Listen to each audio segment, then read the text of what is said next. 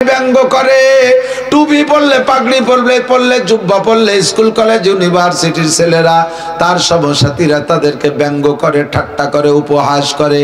আরে স্বামীতে, যুবক স্বামীতে দাড়ি রাখলে স্ত্রী তাই তারে ঠাট্টা করে কয় তোমার আমার বল কাকার মতো দেখা যাচ্ছে। যুবক ছেলেতে দাড়ি রাখলে তার মাই তারে ঠাট্টা করে কয় তোর বাপ আইজো সাবালে গেল না, না বলে তুই কি জন্য বুড়ো হয়ে গেলি।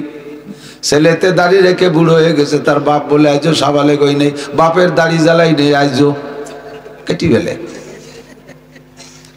কতক্ষণ সুন্নতের পর আমল করলে ঠাট্টা করে, আর সুন্নত ছেড়ে দিলে সেখানে প্রশংসা পায়। পাশা বেরোনো টাইট প্যান্ট পরলে নায়কের মতো গেঞ্জি গাইদা, বিদেশি খ্রিস্টানি কাটিং এ যদি চুল কাইটে রাস্তায় দিয়ে কালো চশমা পরে যদি মোটরসাইকেলে পাঙ্কু দেয়, একদল যুবক কায় smart man, thank you, golden A plus, বুড়ো আঙ্গুল দেয়। কতক্ষণ সেখানে যদি এমন স্কুল কলেজ ইউনিভার্সিটির ছেলেরা যদি জামা জুব্বা পাগড়ি পরে তারে ঠাট্টা করে হুজুর হয়ে গেছে, চোখ গুছাইয়ে বিলের মতো। এই মুহূর্তে সুন্নতের পর আমল করা বড় কঠিন। আমাদের কাজী সাহেব যদি ঘরের ভিতরে ডাইনিং টেবিলে না খাইয়া দস্তারখান বিছাইয়ে ফলরে খায়, ওনার সমসাথী ব্যবসায়ী যারা আছে তারা এসে ওনারে ঠাট্টা করবে, একেবারে কি আমলিক ঠকে যাওয়ার কারণে বই দিয়ে গেছে লিখে। অথচ 1000 কোটি টাকা যদি কোনো ডাইনিং টেবিলের দাম থাকে, তার উপরে বইসে খাইলে খোদার কসম একটা নেকি হবে না। আর সাধারণ একখান গামছার মতো দস্তারখান বিছে যদি খানা খায়, আল্লাহর নবী বলেন তোমাকে 100 শহীদের সওয়াব দেওয়া হবে। যে সুন্নতের পর আমল করা সহজ, সুন্নতকে তরক করা কঠিন। দাড়ি রাখা সুন্নত, দাড়ি রাখা সহজ না কাটা সহজ? রাখা কঠিন না কাটা কঠিন? সাক্ষী দেবেন না? আমি প্রমাণ করে দিতে পারি। রাখছি তো রাখি ফেলাইছে, এর মধ্যে তার কঠিনের কিছু নেই। কাটতে গেলি যত ভালো ব্লেড দিয়ে কাটেন, মুখ একটু ব্যথা করেই করে, ঠিক না? আর যখন উল্টো চাষ দেন তখন তো ঠেয়ের জন্য চামড়া ঝুলি যাচ্ছে। আর যদি আপনি শেষরাওয়ান আর নাপিতির দোকানের দাড়ি কাটেন, তালি কি আর কি হয়? সে যে কি কবার আল্লাহ দাড়ি শাস্তি, খরাত খরাত শব্দ আছে, কি এরি ছাগল ছুলতেছিস নাকি? নাপিতরে টাকা দেয় না ঠিক মতো, এই জন্য নাপিত ওরে যে বেলেট খান ধরছে, আগে 4-5 জনের শেভ করে 5-6 জনের বগল চাইছে, এবারে বেলেটে আল কাটা গেছে, তাই দিয়ে ওর দাড়ি শাস্তিছে, মুখ খা লাল হয়ে গেছে। পয়সা কম দেখো, টা মোটে 10টা, আবার নতুন বেলেট। দাড়ি রাখিয়ে ফেলাইছি, কোনো কষ্ট নাই। বরঞ্চ আমার দিক দেখান, এই যারা দাড়ি রাখছেন হাত দিয়ে দেখেন কি সুন্দর রেসপন্স করে, ফোম ফোম বাপ। এটা যদি কাহারও কোনো জায়গায় ছোঁয়া লাগে সেও খুশি হবে। কোথায় ছোঁয়া লাগবে তা করছি না, যার যে জায়গায় ছোঁয়া লাগবে দেখবেন সে খুশি হবে, নরম ফোম। আর দাড়ি কাটার পরে একদিন পরে একটু একটু আগা বেরোয়, ওই আগাওয়ালা দাড়ি দিয়ে যে জায়গা ঘষা দেবেন তার সাল চামড়া ছুলিয়ে যাবে সিরিজ কাগজ দিয়ে ডলার মতো। কথা কন? ছোট বাচ্চারে চুমো দিতে যাবেন, তারও মুখে ডলা লাগছে, সে বাম হাতে থাপ্পা দেয়, কাব্য মুখ সরাও। সুন্নতের আমলের মধ্যে শান্তি, সুন্নত তরকের মধ্যে অশান্তি। সুন্নতের আমল করতে সহজ, সুন্নতের তরক করতে কঠিন, ঠিক কি ঠিক না? দাড়ি রেখে 2 ভাই, একবার বয়স 50, এ ভাই দাড়ি কাটে একেবারে ক্লিন শেপ সুন্দর করে, প্যান্টাট ইনটিন করে পয়সা করি কামাই আছে বলে স্বাস্থ্য শরীর ভালো, একেবারে যুবকের মতো দেখা যাচ্ছে। ছোট ভাই মৌলানা 25 বছর বয়স, বড় ভাইয়ের বয়স 50, ছোট ভাইয়ের বয়স 25, এরকম পার্থক্যের বয়স আছে না নাই? আমার বড় বোনির বড় ছেলে আর আমি এক বয়সী, 2 ভাই এরকম বয়সের পার্থক্য। ছোট ভাই আলেম, দাড়ি রাইখা একেবারে মুখে এরকম মুরব্বি বানায় ফেলাইছে। 2 ভাই একসাথে গোপালগঞ্জ দোকানে যাবেন, যে কোনো দোকানে, কাপড়ের দোকানে যদি ভিড় থাকে দেখবেন দোকানদার কার সাথে কি আচরণ করে। বড় ভাই তো ইন করা দাড়ি চাচা, ওরে যুবক দেখা যাচ্ছে, বড় ভাই রে কয় এই ছোটরা নামিয়ে দাঁড়াও, এই ছেলে নামিয়ে দাঁড়াও। ছোট ভাইরে কয় চাচা আপনি চেয়ারে বসেন। ছোট ভাইরে চাচা করে চেয়ারে বসায়, বড় ভাইরে ইয়াং করে খোকা বলে নামাইয়া দেয়। এর চেয়ে বড় আর অপমানি কি থাকে? ছোট ভাই লজ্জায় কি কবে কইতেও পারে না। ও কয় না না মেভাই বসেন, মেভাই বসেন। ওনার দোকানদার ভাই মেভাই করে ছোটকে সরাই দেন। তাহলে দাড়ির মধ্যে সম্মান না দাড়ি কাটার মধ্যে সম্মান? কাটার মধ্যে সম্মান না রাখার মধ্যে সম্মান? আর যত সুন্নত আছে সব সুন্নত গুলো ইমানের বেড়া। যত সুন্নত আছে সব সুন্নত ইমানের বেড়া। আপনি যখন সুন্নতের পাবন্দি করবেন তখন দেখবেন আপনার ইমান মজবুত হবে, অনেক গুনাহ থেকে বাঁচতে সহজ হবে। দাড়ি কাটা অবস্থায় যা করা যায় দাড়ি রাখা অবস্থায় তা করা যায় না। কথা কোন ঠিক কি ঠিক না? দাড়ির একটা লজ্জা আছে, দাড়ির একটা বাধা আছে। আরে দাড়ি রেখে মুখে কিভাবে আমি মিথ্যে কথা কব? মুখে দাড়ি রেখে কিভাবে গালি দেব? এত বড় দাড়ি নিয়ে পরের মেয়ের দিকে কিভাবে তাকাবো? দাড়ি আপনার চোখে কন্ট্রোল করবে, দাড়ি আপনার জবানকে কন্ট্রোল করবে। দাড়ি রেখে কিভাবে গান শুনতে যাব? দাড়িতে আপনার কানকে কন্ট্রোল করবে। পরের মেয়ের গায়ে হাত দেবে, দাড়িয়ে রাখা অবস্থা। আরে দাড়ি রেখে কিভাবে এই জায়গায় হাত দেব? লজ্জায় আপনার দাড়িতে আপনার হাত রে কন্ট্রোল করবে। দাড়ি রাখা অবস্থায় সিনেমা হলে যাবেন, দাড়িতে বলবে আরে এত বড় দাড়ি রেখে কিভাবে সিনেমা হলে যাই? দাড়িতে আপনার পারে হেফাজত করবে, দাড়িতে আপনার চাকারে কন্ট্রোল করবে। দাড়ির সুন্নতের কারণে অনেক গুনাহ থেকে বাঁচতে পারবেন।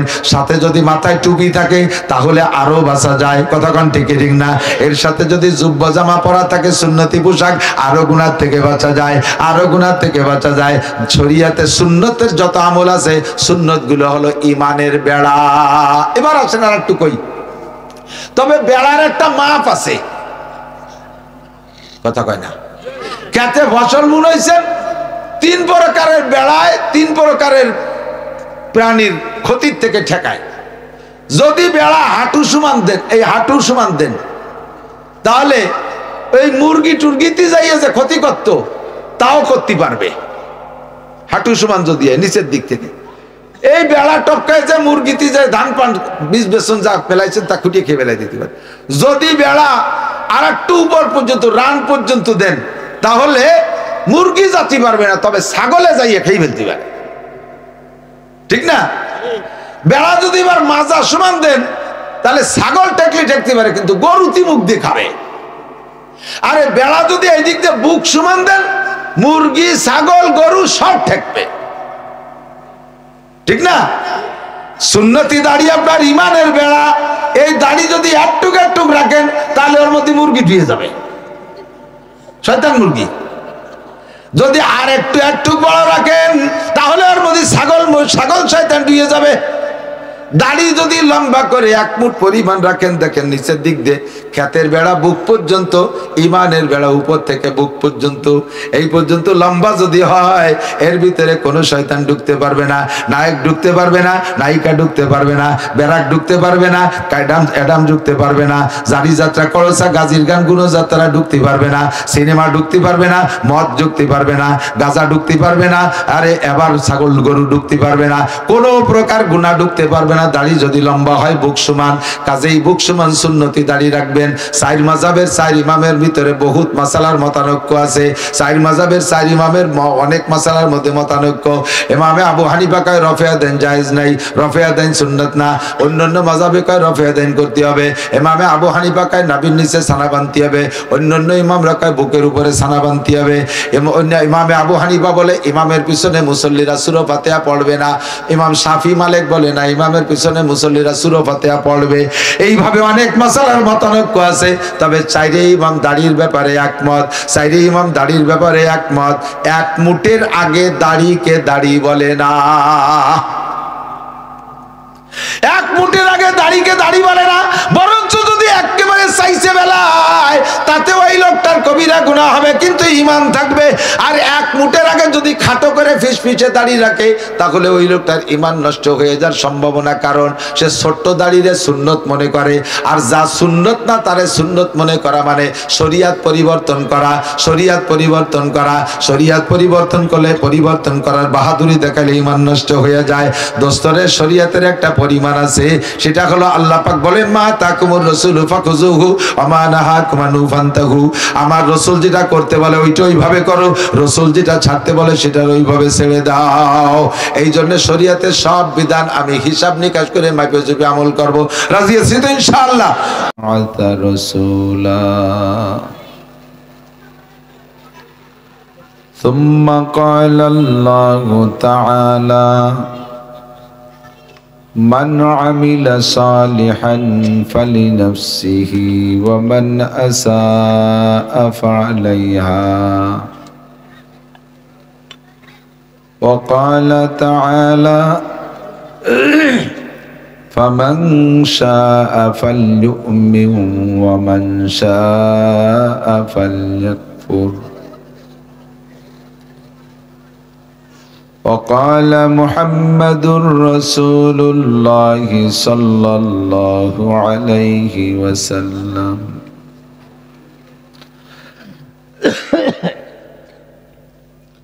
بشروا ولا تنفروا يسروا ولا تعسروا أو كما قال عليه الصلاة والسلام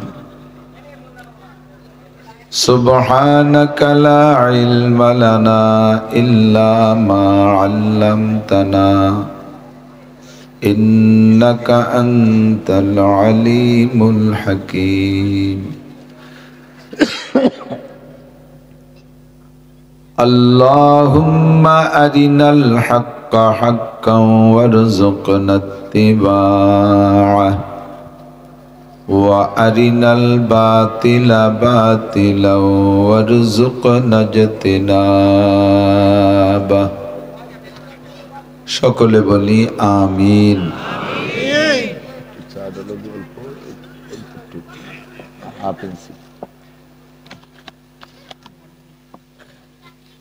গরম পানি নিয়ে যাবে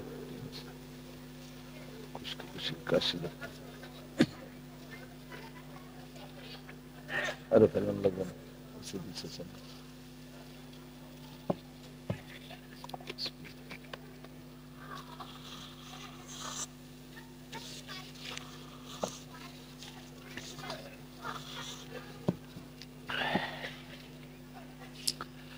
আমরা একটু দুরূদ শরীফ পড়ি। আল্লাহুম্মা সাল্লি আলা মুহাম্মাদিন ওয়া আলা আলি মুহাম্মাদ কামা সাল্লাইতা আলা ইব্রাহিম ওয়া আলা আলি ইব্রাহিম ইন্নাকা হামিদুম মাজিদ। اللهم بارك على محمد وعلى آل محمد كما باركت على إبراهيم وعلى آل إبراهيم إنك حميد مجيد।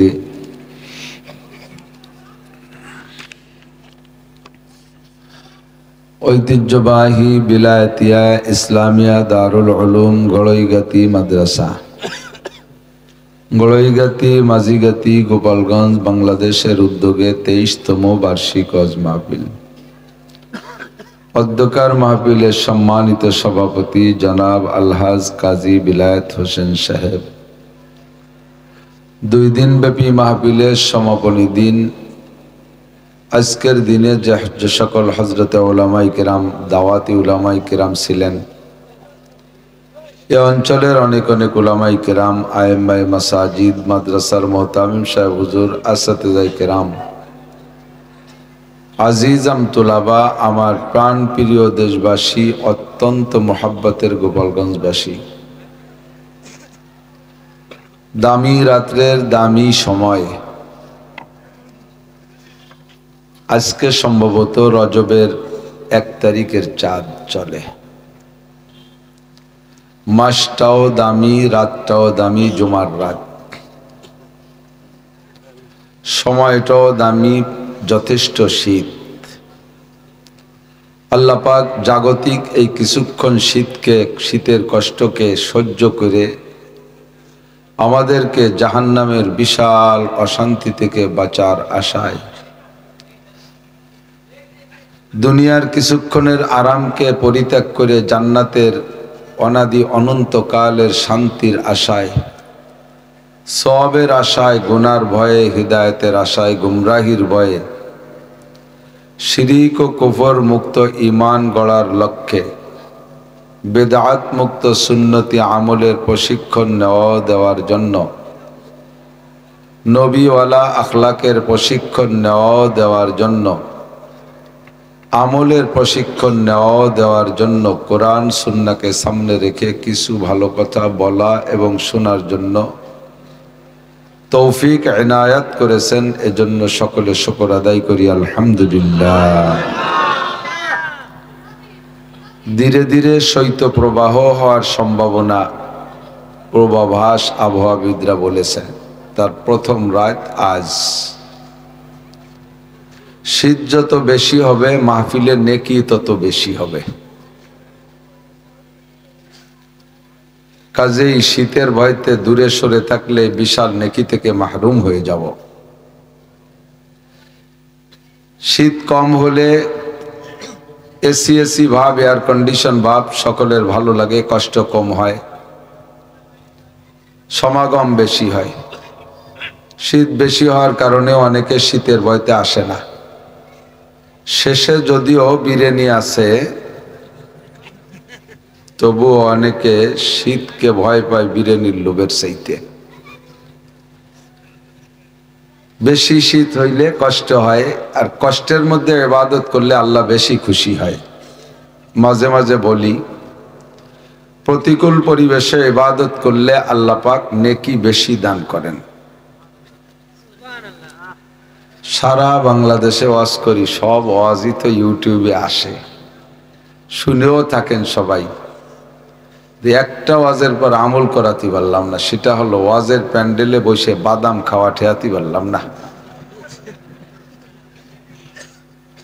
বড় লজ্জার কথা। আমি যদিও আপনাদের দেশের ছেলে, তবুও তো আজকে আমাকে একটা পদ দিয়ে এখানে বসানো হয়েছে। তা আমি এই জায়গায় মাইক নিয়ে বক বক করবার, আপনারা সামনে বসে খাবেন, বাদামের গিরান না হয়ে আসলে তো আমারও পড়ালে চাই। একদল খাবে আর একদল খাবে না, এই কত অসামাজিক নিয়ম না? আর কেউ খাবেন না, এটা কোরআনের হুকুমেরও খেলাফ। আল্লাহ পাক বলেছেন, ফাইদা ওয়াইজা কুরিয়াল কুরআনু ফাসতামিউ, যখন কোরআনে কারিম তিলাওয়াত করা হয়, তরজমা তাফসীর করা হয়, তখন অন্তরে কান দিয়ে শোনো। ওয়া আনসিতু, এমত অবস্থায় যে মুখের সব কাজ বন্ধ রাখো। মুখের সব কাজ বন্ধ রাখো। মুখের কাজ কি? বয়ান চলাকালীন আপনি ইচ্ছা মতো কথা বলবেন না। বক্তারা যদি একটু বলতে বলে সেগুলো বলবেন, তাই ছাড়া নিজের কোনো কথা বলবেন না। জবানের আর কাজ কি? মুখের কাজ বাদাম খাওয়া, চানাচুর খাওয়া, পানে জাগর কাটা, মোবাইল চালানো, এই সবগুলো থেকে মুখরে বন্ধ রাখলে কি হবে? আল্লাহ পাক বলেন, লাআল্লাকুম তুরহামুন, অবশ্যই তোমাদের উপরেই গভীর রাত্রে রহমত নাজিল করা হবে। আরামের বিছানা হারাম করে ফেলে রেখে যেহেতু এসে বসছেন, কিছু না কিছু তো নিয়ে যেতে হবে, একটা বুঝতে নিতে হবে। একসাথে দুই কাজ ভালো হয় না, যে কোনো একটা করতে হবে। তো যা বলতে চাইছি সেটা হলো, প্রতিকূল পরিবেশ যখন ইবাদত করা এই জায়গা কঠিন, সেই জায়গায় ইবাদত করলে আল্লাহ বেশি নেকি দেয়। অন্যান্য সাধারণ যত ইবাদত আছে তন্মধ্যে রোজার প্রতিদান আল্লাহ তাআলা রেখেছেন বেশ বেশি, অন্যান্য অনেক ইবাদতের চেয়ে বেশি রাখছেন। হজও একটা কঠিন ইবাদত, এরও প্রতিদান আল্লাহ অনেক বেশি রাখছেন। হজ্জে মাবরুরের প্রতিদান হুজুর আলাইহিস সালাম বলেন, একমাত্র জান্নাত ছাড়া হজের প্রতিদান আর কিছু দিয়ে পরিশোধ করা সম্ভব না। বলেন সুবহানাল্লাহ। আপনার হজ যদি কবুল হয় তাহলে তার প্রতিদান আপনাকে জান্নাত ছাড়া আর কিছুই না, জান্নাত দেবেন, এর মধ্যে কোনো সন্দেহ নেই। যারা হজ করেছেন তারা বলতে পারবেন, যারা না করেছেন তারা হালকা বিবরণ শোনেন যে হজ কষ্ট কাকে বলে। নবী আলাইহিস সালাতু ওয়াস সালামের সময় হজের যাতায়াতের জন্য আরাফাতের থেকে হজের কার্যক্রম বিশেষ করে শুরু হয়। আগের রাত মিনায় কিছুক্ষণ অবস্থান করে, এক রাত, তারপরে চলে যায় আরাফাতে। আরাফাতে এক রাত থাইকা দিনও থাকে, একটা রাতও থাকে, দিনও থাকে। আরাফাতের মাঠে 9 তারিখে মাগরিবের আজান দেওয়ার পরে ওখানে নামাজ পড়া যাবে না। মাগরিবের নামাজ না পড়িয়া মুজদালেফার দিকে রওনা দিয়ে যেতে হবে। এখন গাড়িতে যাওয়া যায়, অনেক হাজিরা গাড়িতে যায়, তো বেশিরভাগ হাজি পায়দল যায়, পায়ে হেঁটে যায়। আমার 2013 সালের হজের অভিজ্ঞতা আমি বলতেছি। সে সময় একটু ইয়াং ছিলাম, আরো 2 জন সাথীও ছিল যুবক। আমরা বললাম যে আমরা পায়ে হেঁটে সব করব। হুজুর আলাইহিস সালাতু ওয়াসসালাম পায়ে হেঁটে করেছেন, আমরা পায়ে হেঁটে করব। তো আরাফাতের থেকে নিয়ে মুজদালিফা 11 কিলোমিটার পায়ে হেঁটে, এত ঘনবসতি, এত বেশি মানুষ, 300 ফিট চওড়া রাস্তা, দাঁড়ায় থাকতে হবে, শুধু পড়ে গেলে আর আপনার কাম সারা। হাঁটা লাগবে না, আপনি শুধু দাঁড়ায় থাকবেন আর অন্যাসে গস্তি গস্তি সত্যি থাকবেন।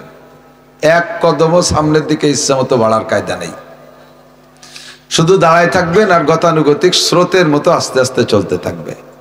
প্রায় 1-2 কিলোমিটার এভাবে যাওয়ার পরে আস্তে আস্তে একটু হালকা হয়, তারপরে হেঁটে যাওয়া যায়। এই 11 কিলোমিটার হেঁটে যাইয়া মুজদালিফায় যাইয়া আগে মাগরিবের নামাজ, তারপরে ঈশার নামাজ। মাঝে রাস্তায় কোথাও মাগরিব পড়ার অনুমতি নেই, একে বলে জমা বাইনা সলাতাইন, 2 নামাজকে একসাথে পড়া, এই দিন শুধু অনুমতি। মুজদালিফায় যাইয়া এরপরে ওখানে বেড বিছানা নাই, আপনার ব্যাগের মধ্যে একটা বিছনার চাদর বা গামছা টামছা যা আছে, পাকা রাস্তার উপরে বা পাথরের গায়ে বিছাইয়া একটু শুইতে হবে। শোয়াও সুন্নাত, ঘুম গেলে আরো ভালো, ঘুম না আসলে শুইতে হবে। পিঠের নিচে জম্মের গরম, পিঠ দেওয়া যায় না, তারপরে শুতে হবে। তো সেখান থেকে শুয়ে টুয়ে উঠিয়া ফজরের নামাজ ওখানে পড়ে তারপরে জমরায় যাইতে হবে শয়তান মারতে। 6 কিলো, কের 4 কিলো, কের 5 কিলো, কের 6 কিলো, কের 8 কিলো, যে যত দূরে অবস্থান করছে সে সেভাবে সকালে একটু হেঁটে যেতে হবে। ফজরের নামাজ পড়ে হেঁটে যাইয়া শয়তান মারিয়া ওখান থেকে আবার মক্কা 3-3.5 কিলোমিটার সুড়ঙ্গ রাস্তা, পথ কম হলেও পাথরি রাস্তা, পায়ে হেঁটে আগানো যায় না, কষ্ট হয় খুব। এইটুক হেঁটে যাইতে যাইতে আপনার প্রায় দুপুর হয়ে যাবে। তারপরে যাইয়া আপনি 7টা চক্কর দেবেন, যে দেখবেন যে মাতাব, যেখানে কাবা ঘরের পাশে তওয়াব করে ওকে মাতাব বলে। জায়গা অনেক বেশি না, এখান থেকে মসজিদটা যত দূর, কাবা ঘরের পাশ দিয়ে এতটুক করে জায়গা, 1 কোটির মতো মানুষ, একটুক জায়গায় তো ঘোরা যাবে না। ভিতরে যারা আছে তারা ওইরকম দাঁড়ায় আছে আর গতানুগতিক ঘুরতে তালে আছে, কোনো হাঁটার ক্ষমতা নাই। পিছে যারা পায়ে হেঁটে যাবে তারা ও জায়গা নামারও সুযোগ পাবে না। মসজিদের ভিতর দিয়ে চতুর্দিকে গোল মসজিদ, মসজিদের মধ্যে ঘুরতে হবে। সবুজ বাতির থেকে ঘুরে এসে আবার সবুজ বাতি পর্যন্ত আসলে 1 তওব, এভাবে একটা তওব দিয়ে আসতে মসজিদের ভিতর দিয়ে কমপক্ষে 1 কিলোমিটার। এই 7 কিলোমিটার 7 তওবে ঘুরাই আসার পরে এরপরে মাকামে ইব্রাহিমের কাছে দাঁড়ায় 2 রাকাত নামাজ। এরপরে যাইয়া সফা মারওয়ার সাই 450 মিটার, অর্থাৎ প্রায় আধা কিলো। দেখতে মনে হয় যেন এই যে 450 মিটার, আধা কিলো, 500 মিটারে আধা কিলো, 450 মিটার। এইটারে 7 বার, যাওয়া একবার আসা একবার, যাওয়া একবার আসা একবার, এভাবে 7 বার করে আপনি তখন বুঝবেন, নিশ্চয়ই স্বীকার করতে বাধ্য হবেন, সে আরাফাতের থেকে হাঁটা শুরু করছেন, কোথাও বিছানায় আরামে ঘুমাইতে সুযোগ পান নাই, খানা দানার কোনো ব্যবস্থা নাই। এই সময় হাজিরা আপনাদেরকে, মানে আপনার মুআল্লিম আপনাকে খানা দেবে না, কে কোথায় আছে কোনো খবর নেই। পকেটে একটু বিস্কুট টিস্কুট থাকলে ব্যাগে তাই খাবেন, একটু সিঁড়ে মিড়ে থাকলে খাবেন, একটু পানি খাবেন, তাই ছাড়া খাবারের কোনো ব্যবস্থা নেই। সারা দিন রাত এভাবে যাওয়ার পরে বুঝবেন যে কি পরিশ্রম। আমার অনুভূতি ছিল সারা জীবনে যত পরিশ্রম করছি সব পরিশ্রমকে একত্রিত করলে যতটুকু হবে এই হজে তার চেয়ে বেশি হয়ে গেছে। এই পরিশ্রম বেশি হওয়ার কারণে আল্লাহ পাক রব্বুল আলামিন প্রতিদান রেখেছেন, হজ্জে মাবরুরের প্রতিদান একমাত্র জান্নাত। জোরে কোন সুবহানাল্লাহ। যাদের তৌফিক আছে তারা তো যাবই, তৌফিক না থাকলেও চেষ্টা করব জীবনে এমন সব একটা জান্নাত আমি কিনে নিয়ে আসব। 2 নম্বর পরিশ্রমের ইবাদত রমজানের রোজা। প্রতিদান কি? রোজায় কষ্ট হয় না? রোজায় কষ্ট হয় না? রোজায় কষ্ট আসতেছে সামনে, আর 2 মাস পরে রোজা। রমজানের রোজা বৈশাখ জ্যৈষ্ঠ আষাঢ় মাসে যে রোজা রেখেছেন 16-17 ঘন্টা, রাত 3টায় সেহরি শেষ, 3টে 3:30, আবার সন্ধ্যা 7টায় যে ইফতারি। এই 15-16 ঘন্টার রোজা, আরো যদি পরিশ্রমী মানুষ হয়, রোদ্রের ভিতরে কাজ করে, কত কষ্ট হয়। এই রোজা এত পরিশ্রমী হওয়ার কারণে আল্লাহ পাক রব্বুল আলামিন তার প্রতিদান রেখেছেন যে কিয়ামতে আল্লাহ তাআলা জান্নাতের পার্কের মধ্যে বসাইয়া সমস্ত রোজাদারদেরকে আল্লাহ তাআলা 500 বছর পর্যন্ত নিজ হাতে গালে উঠে খাওয়াবে। ইবাদত যেমন পরিশ্রমের, প্রতিদানও সেরকম উপযুক্ত। এমনই করে যেই ইবাদত করতে কষ্ট বেশি আল্লাহ তাআলা সেই ইবাদতে প্রতিদান বেশি দেন। যেই ইবাদত প্রতিকূল পরিবেশে করেন সেখানে আল্লাহ তাআলা নেকি বেশি দেন। সাহাবায়ে কেরাম নবী আলাইহিস সালামের কাছে জিজ্ঞাসা করেছে, হুজুর আমরা ইমানদার, আখেরি জামানায় বাংলাদেশে গোপালগঞ্জেও ইমানদার হবে, আমাদের ইমানের দাম বেশি না শেষকালে আখেরি নবী আপনার উম্মতের আখেরি উম্মতের ইমানের দাম বেশি? হুজুর বললেন, তোমরা যারা আমার সাথে সাক্ষাৎ করেছো, কলেমা পড়েছো, আমাকে দেখা আমার 3200 মুজিজা দেখে তোমাদের বিশ্বাস হয়েছে আমি নবী, তোমরা কলেমা পড়েছো, তোমাদের ইমানের দাম একদিক দিয়ে অনেক বেশি। যে তোমরা তোমাদের সম্পর্কে আল্লাহ পাক বলেছেন রাদিয়াল্লাহু আনহুম ওয়া রাদু আন, তোমরা যেই সম্মান অর্জন করেছো এই সম্মান দুনিয়ায় কেউ পাই নাই। আর তোমরা চলে যাওয়ার পরে আমি নবী বিদায় নেওয়ার পরে যারা আসবে যত বড় বুজুর্গ হোক না কেন তাদের সম্পর্কে এই ঘোষণা আল্লাহ পাক দেন নাই। যারা সাহাবায়ে কেরাম তাদের সম্পর্কে রাদিয়াল্লাহু আনহুম ওয়া রাদু আন, তারা যেমন আল্লাহ পাকের উপরে সন্তুষ্ট, আল্লাহ পাকও তাদের উপরে সন্তুষ্ট হয়ে গেছেন। একটু বলি সুবহানাল্লাহ। হুজুর বললেন, সাহাবা হওয়ার কারণে তোমাদের মর্যাদা সবচাইতে বেশি। আব্দুল কাদের জিলানী রহমাতুল্লাহ আলাইহির কাছে একজনে জিজ্ঞাসা করছে, হযরত আপনার দাম বেশি না সাহাবাদের দাম বেশি? আব্দুল কাদের জিলানী রহমাতুল্লাহ আলাইহি সাহাবা না। উনি বললেন, তুমি আর কখনো এমন প্রশ্ন করবা না। কোথায় সাহাবা, কোথায় আমি আব্দুল কাদের জিলানী? আল্লাহর নবীর 100 লক্ষ সাহাবা, roll number 1 Abu Bakr, roll number 2 Umar, 3 নম্বরে ওসমান, 4 নম্বরে আলী, এমন করে সিরিয়াল দিতে দিতে যেই সাহাবার রোল নাম্বার হবে 1,24,000 তম, অর্থাৎ সবে মাত্র আমার নবী পাকের কাছে কলেমা পড়া একবার সাক্ষাৎ করে চলে গেছে, হুজুরের কাছে আর বসার সুযোগ পাই নাই। এত নিচু মানের একজন সাহাবা যেই ঘোড়ার পিঠে চড়বে, যেই ঘোড়ার পিঠে চড়েছে, ওই ঘোড়ার নাকের মধ্যে যে ধুলো যায় আর আসে চলার পথে, ওই ধুলোর যে দাম আমার মতো 1000 আব্দুল কাদেরেরও সেই দাম হবে না। এজন্য নবী বলেন, আল্লাহ আল্লাহ ফি আসহাবি লা তাত্তাখিদুহুম গরাদাম মিন বাদি, আমার পরে আমার সাহাবায়ে কেরামদের সমালোচনার জন্য তুমি জবান খুলবা না, আমার সাহাবায়ে কেরামকে তোমার সমালোচনার টার্গেট বানাবা না। যদি কেউ আমার সাহাবায়ে কেরামকে সমালোচনা করো, নবী পাক বলেন সেজন্য আমি রাসূলের সমালোচনা করলো, আর সাহাবায়ে কেরামের সাথে যারা শত্রুতাই করলো তারা যেন আমি রাসূলের সাথে শত্রুতাই করলো। আল্লাহর নবীর অভিশাপ রয়েছে, যে সকল মানুষ সাহাবায়ে কেরামদের সাথে সমালোচনা করে, তাদের সম্পর্কে সমালোচনা করে, তাদের উপরে নবী পাকের অভিশাপ আর বদদুয়া রয়েছে। ওরা যত বড় দিনদার আর ধার্মিক আর যত বড় সংগঠন হোক না কেন, উঠতে উঠতে আকাশে চাঁদ ধরবে মাত্র 1 ইঞ্চি বাকি আছে, এত কাছে চলে যাওয়ার পর আল্লাহ পাক সেখান থেকে একটা আছাড় দিয়ে মাটির তলে ডাবাই দেবে, ওরা কখনো সফল হইতে পারবে না। টান দিয়ে ছাড়িয়ে দিলি সুবহানাল্লাহ নাকি? এ জায়গা সুবহানাল্লাহ হবে নাকি? এ জায়গা তবে নাউজুবিল্লাহ। ওয়াজ যে বোঝে না তার টের পাওয়া যায়। সাহাবায়ে কেরামদের সম্পর্কে যারা সমালোচনা করবে তারা কখনো সফল হতে পারবে, যেই হোক না কেন সে সফল হতে পারবে না। সাহাবায়ে কেরাম অত্যন্ত দামি। হুজুর বলেন এই দাম তোমরা ছাড়া কেউ পাই নাই, পাবে না। তবে যেই প্রশ্ন করেছে ইমানের প্রশ্ন, তোমাদের ইমানের দাম বেশি নাকি আমার আখেরি জামানায় 1400 বছর পরে আসবে যারা আমার গোপালগঞ্জের সাধারণ পাবলিক উম্মত যারা, তাদের ইমানের দাম বেশি? তোমাদের প্রশ্ন তো এইখানে। কয় জি হুজুর এখানে। কয় এই প্রশ্নের জবাব নাও, তোমাদের ইমানের চাইতে আমার আখেরি জামানার উম্মতের ইমানের দাম 100 গুণ বেশি। তোমরা আছো স্বর্ণ যুগে, তোমরা আছো অনুকূল যুগে। আমি নবীর চেহারা দেখা কাফেররা কলেমা পড়ে ফেলে, আমার মুজিজা দেখে তোমরা কাফেররা মুসলমান হয়েছো।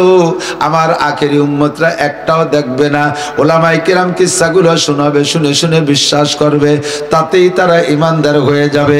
কাজেই তাদের ঈমান আল্লাহ পাক রব্বুল আলামিনের কাছে অনেক মকবুল। তাদেরকে আল্লাহ পাক এভাবে পুরস্কৃত করবে। তাদের আমলের দাম তোমাদের আমলের চেয়ে কত বেশি। নবী পাক বলেন, তোমরা আমার সাথে থাইকা যারা উহুদ বদর খন্দকে গিয়া কাফেরের মোকাবেলায় যুদ্ধ করতে করতে গলা কাটাই দিয়ে শাহাদাত বরণ করবে। তোমাদের মধ্যে যারা শহীদ হয়ে গেছে, বদরের শহীদ কত দামি, উহুদের 70 জন শহীদ কত দামি। সাইয়্যিদুশ শুহাদা হামজা রাদিয়াল্লাহু তাআলা আনহু উহুদের শহীদ, গসিলুল মালায়েকা হানজালা রাদিয়াল্লাহু তাআলা আনহু উহুদের শহীদ। এই সমস্ত দামি দামি শহীদের 100 শহীদের সওয়াবকে একত্রিত করলে যেই পরিমাণ হবে, আমার আখেরি জামানার উম্মত তারা একটা সুন্নতের পর আমল করলে আল্লাহ পাক তাদেরকে এই 100 শহীদের নেকি পরিমাণ দান করবে। কারণ তোমরা এমন একটা যুগে আছো, যেই যুগটা স্বর্ণ যুগ, ইবাদতের একটা অনুকূল যুগ। আর তারা আসবে এমন সময়, যেই সময় একটা সুন্নতের পর আমল করলে ক্রিটিসাইজ করবে মানুষে, দাড়ি রাখলে ব্যঙ্গ করে, টুপি পরলে, পাগড়ি পরলে, জুব্বা পরলে স্কুল কলেজ ইউনিভার্সিটির ছেলেরা তার সমসাথীরা তাদেরকে ব্যঙ্গ করে, ঠাট্টা করে, উপহাস করে। আরে স্বামীতে, যুবক স্বামীতে দাড়ি রাখলে স্ত্রী তাই তারে ঠাট্টা করে কয়, তোমার আমার বড় কাকার মতো দেখা যাচ্ছে। যুবক ছেলেতে দাড়ি রাখলে তার মাই তারে ঠাট্টা করে কয়, তোর বাপ আইজো সাবালে গেল না, না বলে তুই কি জন্য বুড়ো হয়ে গেলি। ছেলেতে দাড়ি রেখে বুড়ো হয়ে গেছে, তার বাপ বলে আইজো সাবালে গই নেই, বাপের দাড়ি জ্বালাই নেই, আইজো কেটি ফেলে। কতক্ষণ সুন্নতের পর আমল করলে ঠাট্টা করে, আর সুন্নত ছেড়ে দিলে সেখানে প্রশংসা পায়। পাশা বেরোনো টাইট প্যান্ট পরলে নায়কের মতো গেঞ্জি গাইদা, বিদেশি খ্রিস্টানি কাটিং এ যদি চুল কাইটে রাস্তায় দিয়ে কালো চশমা পরে যদি মোটরসাইকেলে পাঙ্কু দেয়, একদল যুবক কায় smart man, thank you, golden A plus, বুড়ো আঙ্গুল দেয়। কতক্ষণ সেখানে যদি এমন স্কুল কলেজ ইউনিভার্সিটির ছেলেরা যদি জামা জুব্বা পাগড়ি পরে, তারে ঠাট্টা করে হুজুর হয়ে গেছে, চোখ গুছাইয়ে বিলের মতো। এই মুহূর্তে সুন্নতের পর আমল করা বড় কঠিন। আমাদের কাজী সাহেব যদি ঘরের ভিতরে ডাইনিং টেবিলে না খাইয়া দস্তারখান বিছাইয়ে ফ্লোরে খায়, ওনার সমসাথী ব্যবসায়ী যারা আছে তারা এসে ওনারে ঠাট্টা করবে, একেবারে কি আমলিক ঠকে যাওয়ার কারণে বই দিয়ে গেছে লিখে। অথচ 1000 কোটি টাকা যদি কোনো ডাইনিং টেবিলের দাম থাকে, তার উপরে বইসে খাইলে খোদার কসম একটা নেকি হবে না। আর সাধারণ একখান গামছার মতো দস্তারখান বিছে যদি খানা খায়, আল্লাহর নবী বলেন তোমাকে 100 শহীদের সওয়াব দেওয়া হবে। যে সময় সুন্নতের পর আমল করলে ব্যঙ্গ করবে, ঠাট্টা করবে, সুন্নত তরক করলে তাকে স্মার্ট ম্যান বলে প্রশংসা করবে, আল্লাহর নবী বলেন ওই সময় সুন্নতের পর আমল করা বড় কঠিন, তাকে 100 শহীদের সওয়াব দান করা হবে। অনুকূল আবহাওয়া থাকলে, শীত কম থাকলে যদি শ্রোতা 2000 হয়, শীত বেশি হলে শ্রোতা কমে 500 হয়ে যায়। এই প্রতিকূলতা উপেক্ষা করে যারা আজকে কষ্ট করে এসেছেন, অনুকূল থাকলে যে পরিমাণ নেকি পাইতেন, আমার বিশ্বাস আল্লাহ পাক আজকে তার চেয়ে 100 গুণ বেশি নেকি দান করবে। একটু জোরে বলি সুবহানাল্লাহ। আমি মাত্র 2টা কথা বলে শেষ করে দেব, দোয়া করে দেব, মাত্র 2টা কথা, ইনশাআল্লাহ আল্লাহ পাক কবুল করুক। 2টা কথার একটা হলো হিদায়াত, একটা হলো ঈমান, আরেকটা হলো আমল। একটা হলো ঈমান, আরেকটা হলো আমল। ঈমান গ্রহণ করার নাম হলো হিদায়াত পাওয়া। ঈমান আর হিদায়াতের ব্যাপারে আল্লাহ পাক রব্বুল আলামিন আমাদেরকে স্বাধীনতা দিয়েছেন। কথা বলেন, ঈমান আর হিদায়াত গ্রহণের ব্যাপারে আল্লাহ পাক স্বাধীনতা দিয়েছেন। আল্লাহ পাক বলেন লা ইকরাহা ফিদ্দিন, ধর্মের মধ্যে কোনো জবরদস্তি নাই। কোনো মুসলমানকে মাইরে পিটাই কলেমা পড়াতে পারবা না, কোনো খ্রিস্টান ইহুদ নাসারা হিন্দুকে মাইরে পিটাইয়া কলেমা পড়াইতে পারবা না। ধর্মের জন্য, ঈমানের জন্য তাকে চাপ প্রয়োগ করতে পারবা না। তোমাদের দায়িত্ব হলো আমা আলাইকুম ইল্লাল বালাগ, তোমাদের দায়িত্ব তবলিগ করা, কলেমার দাওয়াত দেওয়া, পৌঁছে দেবা। ফামান শাআ ফালইউমিন ওয়া মান শাআ ফালইয়াকফুর। তাকে আমি স্বাধীনতা দিয়েছি, মনে চাইলে হিদায়াত গ্রহণ করবে, মনে না চাইলে হিদায়াত গ্রহণ করবে করবে না। আমি তাকে স্বাধীনতা দিয়েছি, তাকে তার স্বাধীনতা দেওয়ার কারণে সে যদি কাফের হয়ে ভালোবাসে, কাফের হইতে ভালোবাসে, তাহলে তারপর কোনো চাপ প্রয়োগ করবে না। আমি আল্লাহ পাক তারে খাওয়াচ্ছি, তার জমিনে ফসল দিচ্ছি, তার উপরে বৃষ্টি বর্ষাচ্ছি, তার ঘরে সন্তান দিচ্ছি, তারে জায়গা জমি দিয়ে যাচ্ছি, তাকে ব্যবসা বাণিজ্য উন্নতি দিচ্ছি। তুমি মানুষ হয়ে তারপর রাগ করবা কা? তুমি তো কোনো হিন্দুরে সৃষ্টি করো নাই, তুমি কোনো খ্রিস্টানরে সৃষ্টি করো নাই, তুমি সৃষ্টি করতে না, তুমি যা তুমিও যেমন সেও তেমন। সে কলেমা না পড়লে তারপর তুমি রাগ করতে পারবা না। লা ইকরাহা ফিদ্দিন। আমাদের দায়িত্ব হলো মিঠে মিঠে ওয়াজ কইরা, মিষ্টি মিষ্টি বয়ানের মাধ্যমে মানুষকে দিনের দিকে ডাকবো। আল্লাহ কয় উদউ ইলা সাবিলি রাব্বিকা বিল হিকমা ওয়াল মাউইজাতিল হাসানা। মানুষকে কৌশল করে মিঠে মিঠে ওয়াজ দিয়ে দিনের দিকে ডাকো। তোমাদেরকে আমি দারোগা বানাই পাঠাই নাই। এমনকি নবী পাককে আল্লাহ পাক বলেছেন লাস্তা আলাইহিম বিমুসাইতির, কেউরে পিঠেই কলেমা পড়াইতে পারবা না, তোমারে দারোগা বানাই আমি পাঠাই নাই। তোমার দায়িত্ব শুধুমাত্র তবলিগের কাম করা, পৌঁছাই দেওয়া। এই জন্য ধর্মের মধ্যে ইমানের ব্যাপারে, হিদায়াত গ্রহণের ব্যাপারে আমাদের স্বাধীনতা আছে। কতক্ষণ একটা পয়সা আমরা কেউরে দিতে পারবো না। কোন হিন্দুরে কলেমা পড়ানোর জন্য পয়সা দেই না, খ্রিস্টানরে মুসলমান বানানোর ব্যাপারে আমরা পয়সা দেই না। আজ থেকে 10-12 দিন আগে আমি একটা নিউজ পড়েছি ইউটিউবে, ফেসবুকের ভিতরে। ভারতের একজন হিন্দু ভদ্রলোক, বড় পণ্ডিত, উনি একটা খবর লিখছেন। উনি বলেন আমি সারা পৃথিবীকে জরিপ করেছি, তদন্ত করেছি, 2015 সাল থেকে নিয়ে 2022 সাল পর্যন্ত 7 বছরে সারা পৃথিবীতে 30 লক্ষ অমুসলমান কলেমা পড়ে মুসলমান হয়েছে। এই 30 লক্ষ যারা কলেমা পড়ে মুসলমান হয়েছে, এই 30 লক্ষর পিছনে মুসলমানরা 30টা পয়সা খরচ করে নাই, এক কাপ চাও তাদেরকে খাওয়াই নাই, একটা পয়সা তাদেরকে দেয় নাই। শুধুমাত্র তাদের আদব, আখলাক, কালচার, শিষ্টাচার, ভদ্রতা, নম্রতা, ইসলামের সৌন্দর্য প্রদর্শন কইরা সুন্দর করে বুঝাই দিয়েছে বাইরে আমার ইসলামে এই বলে, আমার ইসলামের মধ্যে এই শান্তি আছে, আমার ইসলামের মধ্যে এই শান্তি আছে। দুনিয়া আখিরাতের সমস্ত কল্যাণ তারা বুঝাইছে, একটা পয়সা খরচ করে নাই। তাতে 30 লক্ষ মুসলমান কলেমা পড়ে মুসলমান হয়েছে।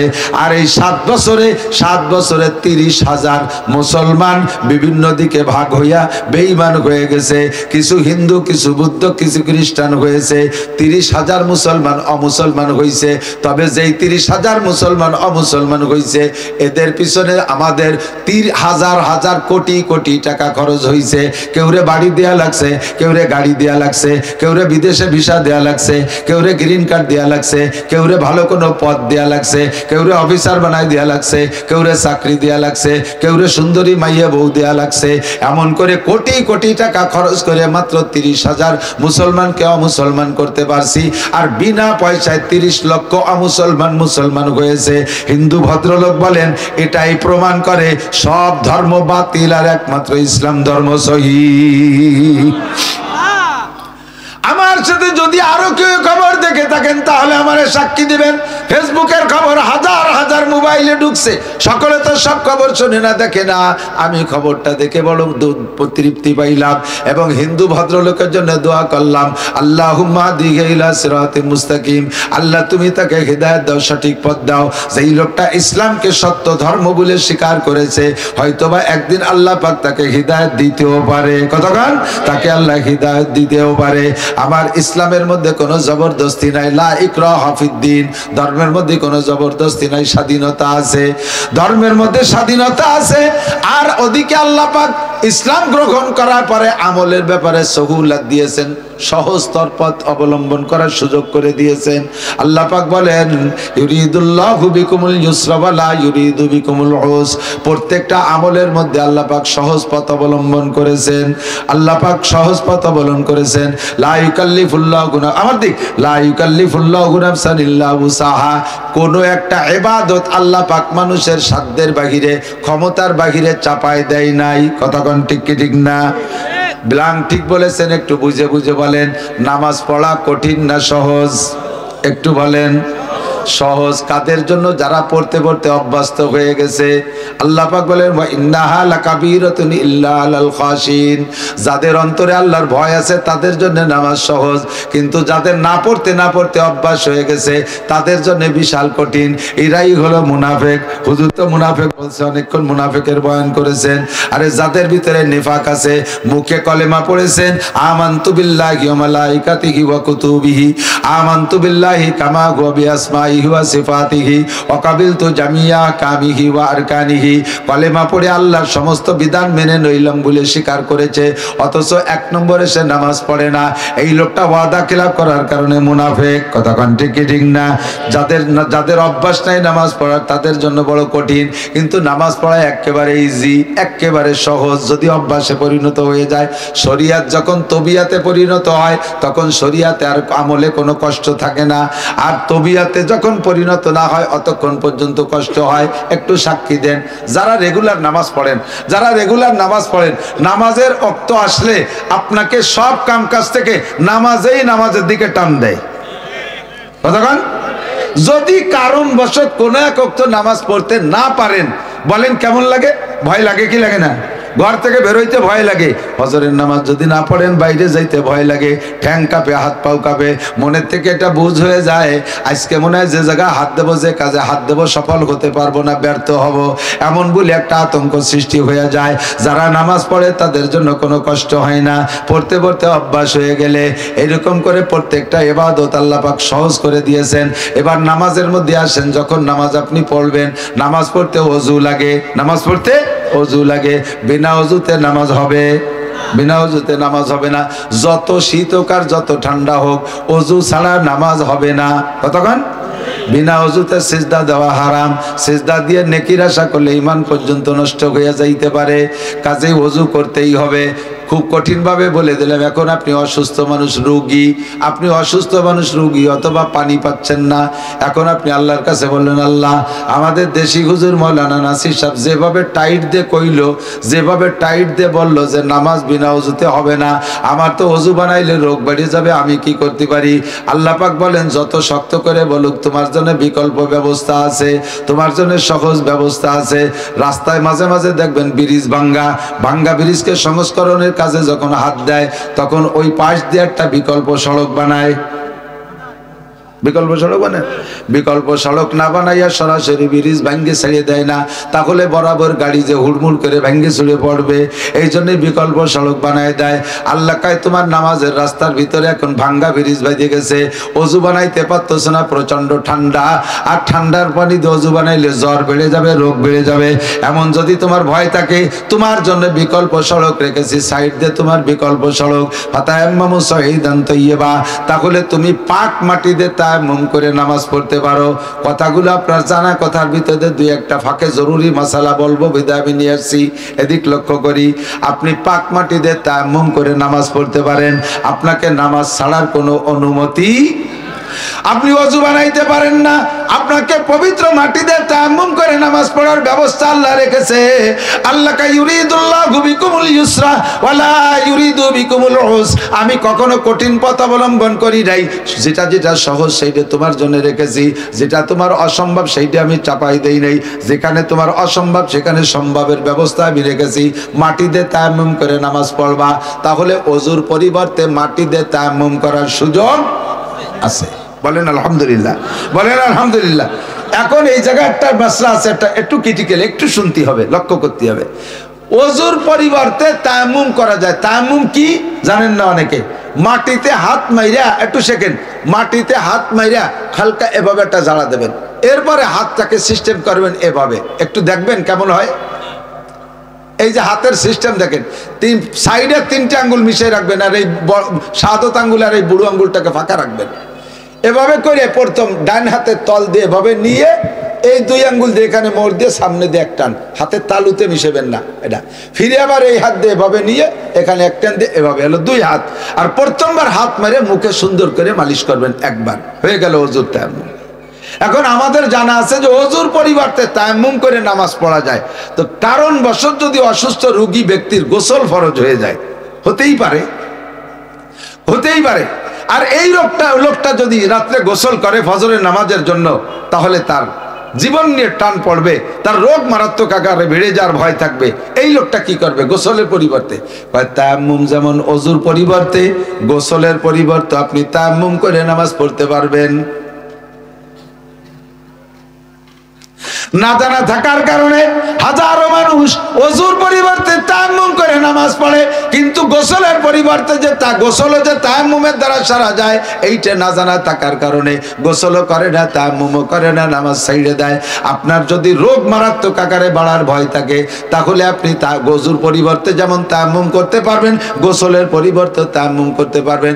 এবার গোসলের তায়াম্মুম কতটুক? ওযুর তায়াম্মুম তো জানলাম একটুক, গোসল যত বড় তায়াম্মুমও কি অত বড় নাকি? হযরত আলী রাদিয়াল্লাহু তাআলা আনহুকে হুজুর তায়াম্মুমের মাসালা শিখিয়ে দেওয়ার পরে গোসল ফরজ হয়ে গেছে, রাতে শরীর খারাপ, এবার উনি গোসলের পরিবর্তে তায়াম্মুম করে এসে হুজুরে দেখাচ্ছে, হুজুর দেন তো আমার তায়াম্মুম হয়েছে নাকি? দেখছে মাথায় মাটি, বালি, গা গতর ভরিয়ে বালি আর বালি। আলী তুমি কি করছো? আলী সারা গায়ে বালি মাহাইছো কেন? হুজুর তায়াম্মুম করে আইছি। কি তায়াম্মুম? গোসলের তায়াম্মুম। কিরম করছো গোসলের তায়াম্মুম? জানি যে ওযুর তায়াম্মুম হাত আর মুখ মুছতে হবে, তাহলে গোসল তো বড়, গোসলের তায়াম্মুম তো সেরকম করতে হবে। এক গাদি বালি গাদি দিয়ে এই পাশে ডুব দিয়ে পার হয়ে চলে গেছি, শক্তিশালী মানুষ। গোসল বড়, তার তায়াম্মুমও বড়, এই জন্য সারা গায়ে বালি মাহাইছি।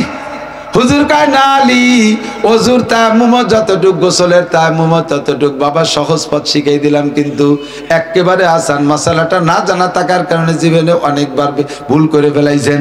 আপনার ওযু এবং গোসল দুইটা কাজই আপনি তায়াম্মুমের মাধ্যমে সারতে পারবেন। এই নামাজকে আর দ্বিতীয়বার দোহরানো লাগবে না।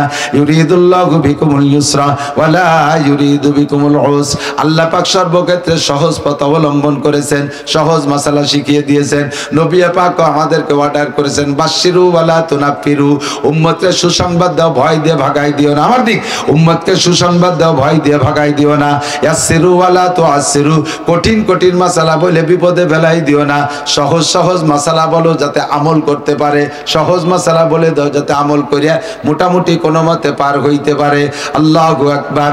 যারা রেগুলার নিয়মিত শেষ রাত্রে উঠে তাহাজ্জুদের নামাজ পড়বে, বুঝেন, শেষ রাত্রে উঠে রেগুলার যারা তাহাজ্জুদের নামাজ পড়বে, কিয়ামতের ময়দানে নবীদের সাথে, শহীদদের সাথে, সিদ্দিকিনদের সাথে বিনা হিসাবে জান্নাতি।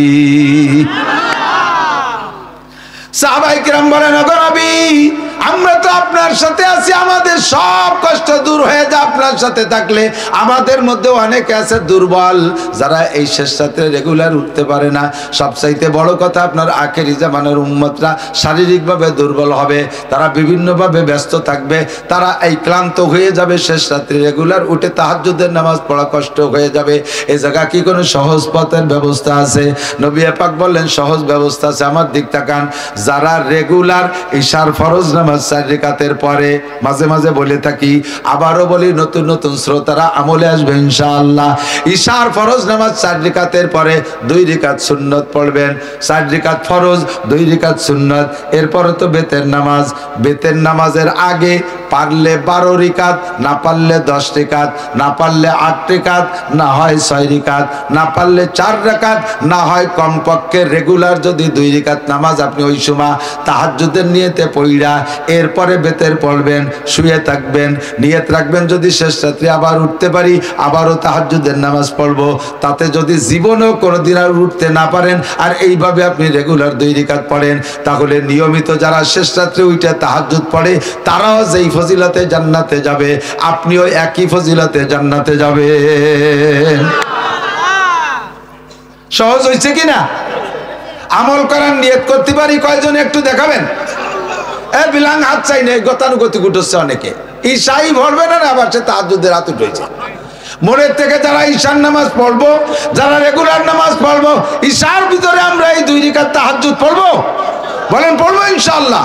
আল্লাহ তাআলা তৌফিক দান করুক, বলেন আমিন। সহজে তাহাজ্জুদের ব্যবস্থা। কয় হুজুর, অনেকে কবে হুজুর তাহাজ্জুদের রক্ত তো রাত 12টার পরে এত আগে পড়লে হবে কেন? এই কেন প্রশ্নটার জবাব একটু হাতে রাখেন, যাতে আপনিও পেছে পড়ে গেলে জবাব দিতে পারেন। বেতের নামাজের মূল অক্ত হলো, বেতের নামাজের মূল অক্ত হলো শেষ রাত্রি তাহাজ্জুদের পরে। বেতের নামাজের মূল অক্ত শেষ রাত্রি তাহাজ্জুদের পরে, এটা হলো বেতের নামাজ। তাহাজ্জুদের নামাজ নফল, জীবনে এক রাকাত না পড়লে সগীরা কবিরা কোনো গুনাহ হবে না, কিন্তু বেতের নামাজ না পড়লে কবিরা গুনাহ হবে, আল্লাহর কাছে জবাব দেওয়া লাগবে। কতক্ষণ? বেতের নামাজ ওয়াজিব। আর এর রক্ত কোন সময় একটু কন? শেষ রাত্রে তাহাজ্জুদের পরে।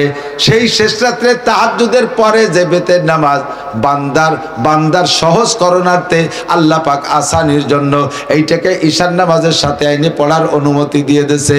একটা ওয়াজিব নামাজে যদি আপনার সহজের জন্য ওয়াক্ত চেঞ্জ করে আগে আইনে পড়ার অনুমতি হয়, তাহলে তার সাথে যে তাহাজ্জুদ নফল ছিল সেটা আগে আসাতে কি কোনো দোষ হতে পারে? কোনো দোষ হইতে পারে না। কাজেই কেউ প্রশ্ন করে আটকাইলে আপনি বলবেন, মিয়া বেতের নামাজের অর্থ ছিল শেষ রাত্রে, তারে যদি ঈশার সাথে পড়া যায় তাহলে শেষ রাত্রে তাহাজ্জুদে কেন পড়া যাবে না? তবে পার্থক্য এতটুক, শেষ রাত্রে তাহাজ্জুদ আর সন্ধ্যা রাত্রে পার্থক্য এতটুক। মুফতি নুরুল আমিন সাহেব হুজুর দারুণ একটা উদাহরণ বলেছিলেন। মিয়া এই জন্ডিস হইলে কবিরাজরা আখ্যাতি বলে, আখ্যাতি কয় না?